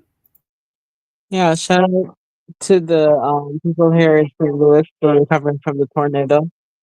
And the insurances are not, doing their part for some people. And any other tornado recovery victims in the country. And that's about it. Thank you. Thank you. And again, thank you for coming on to the panel today. We appreciate you more than you know. Cheryl, are you back with us? Are you able to give any shout outs? All right. Anthony, shout outs for this week? Yeah, man. First of all, I'd like to give a shout out to you, Jacadero, for doing a great job, man, filling in for Koku. You did a great job, man. You know, I think you were born for it, man, to host the show, man. You know what I'm saying? You know, you're a great host, man, and I really appreciate, being part of it. You know, shout out to Koku, man, and his family, man. You know, we keeping prayers up for his father and for Koku's father, and everything. Shout out to the sisters, Marcus Garvey's away, and Cheryl Izzy who joined. Shout out to Black Steel, man, and to everybody in the chat, man. And I want to give a shout out to the people of Congo, man. We got a growing movement among our brothers and sisters in the Congo, who are beginning to speak up for themselves. I've been following a couple of platforms on Facebook and then IG, man, and he's talking about, getting rid of the puppet leadership, like Chester Katie and them and all of them in office, you know what I'm saying, and all of the external forces that's exploiting the Congo, you know what I'm saying, whether it's the black faces or the white faces. And so, just a shout out to black people, man. I love black people. I love all of us with all our different opinions and views and everything, man. And like I said, man, shout out to Jacadero. I say, brother. Thank you, Anthony, and a big shout out to yourself as well. Koku, did you hear that? I was born to take your job, huh? When I came out of my mom's womb, I was born to take your job. How about that? I didn't say that. I didn't say that. I know. I kid. Black Steel, shout outs for today. Man, shout out to the panel.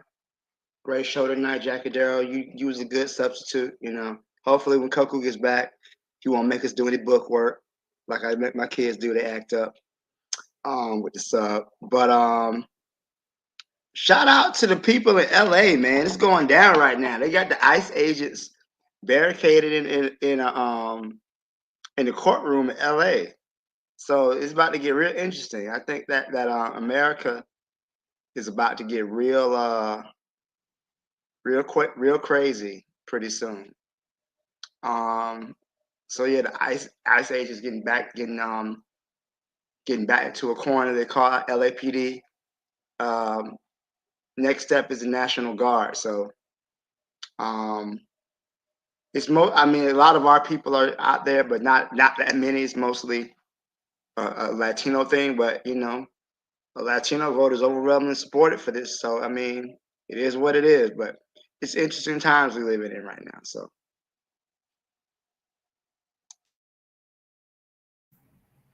Appreciate it, Black Steel. Yeah. Oh yeah, they got a lot going on in Cali, as well as other states as well. I see that are having resistance against ICE agents. In the comments, we got shout out. Trigger Happy says shout out to Ngui Wathiogo, who recently passed away, legendary author. What's funny is that my mom. Man, I forgot. Shout out to Ngugi. Man, shout out to him. Rest in peace, rest in paradise.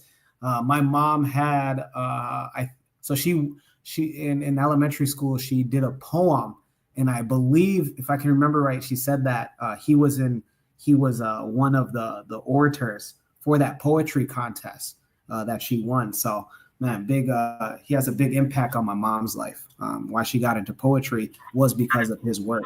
So hey, Jacadero, I have Decolonizing the Mind in my library right now. Look at that, man. Rest in power, Mr. Wathiogo. Woo!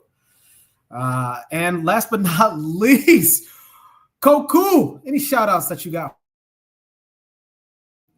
Yeah, real simple, man. Shout out to everyone who came out tonight in the chat, because I know you guys weren't completely certain there was going to be a show tonight. I did post it in the Discord. I did post it on the post page of YouTube. So you guys should always check that out. I usually tag everyone when I post in the Discord when there's a show. But I saw some people saying they didn't know we were on tonight. But this is what the format will be when I cannot personally be here. Jacadero will step in for me. So my shout out really is to Jacadero as well.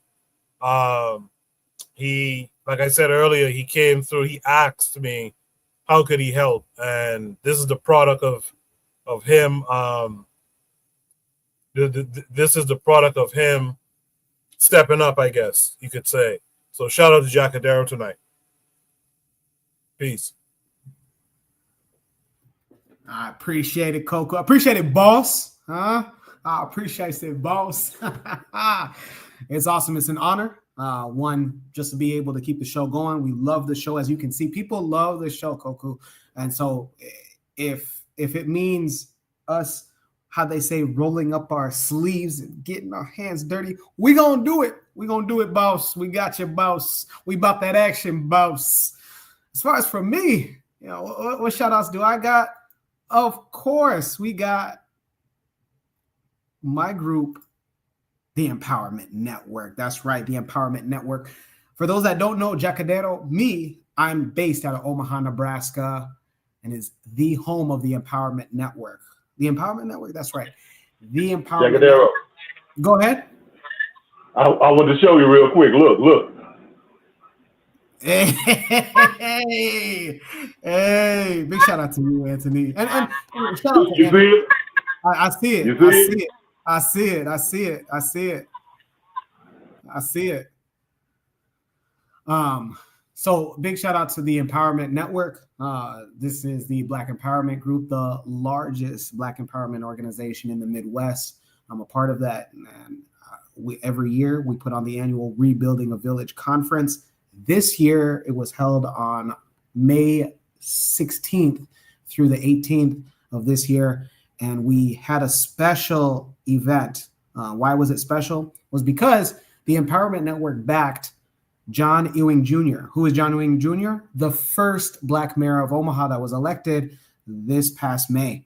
The Empowerment Network backed him, and we thank the city of Omaha for being able to come together and getting out the last mayor that was in power for 14 years and really had a hard time with taking accountability, as well as making sure that she was stuffing the pockets of the police commissioner. The police commissioner, and North Omaha is a historically Black neighborhood in Omaha, and the police and North Omaha have historical terrible relations, and she was one of those that continued to fuel the terrible relations between the two. John Ewing, former deputy sheriff himself, great relationship with North Omaha as a product of North Omaha. Nonetheless, the Empowerment Network, for those that want to get involved, you see the banner that's flying. So big shout out to the Empowerment Network. And also, big shout out to each and every one of you guys. Koku, a big shout out to you and all the panelists and all the viewers that are watching. Man, I love Shoot the Breeze. This is episode 197. With that being said, come on, let's get out of here. Let's get you guys on with the rest of your guys' Saturday. Peace and blessings. Enjoy your guys this weekend.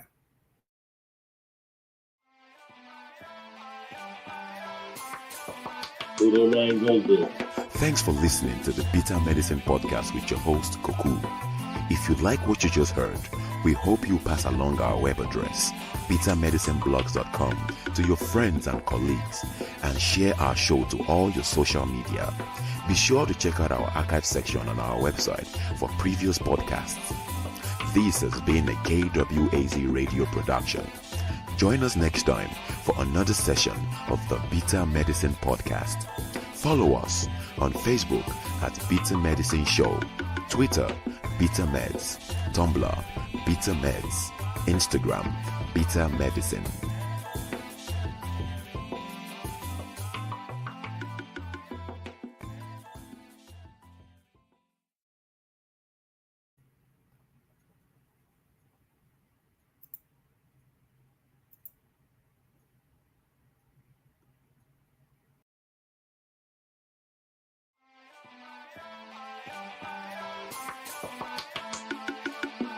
Thanks for listening to the Bitter Medicine Podcast with your host, Koku.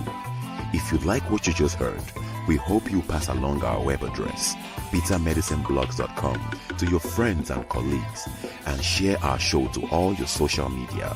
Be sure to check out our archive section on our website for previous podcasts. This has been a KWAZ radio production. Join us next time for another session of the Bitter Medicine Podcast. Follow us on Facebook at Bitter Medicine Show, Twitter, Bitter Meds, Tumblr, Bitter Meds, Instagram, Bitter Medicine.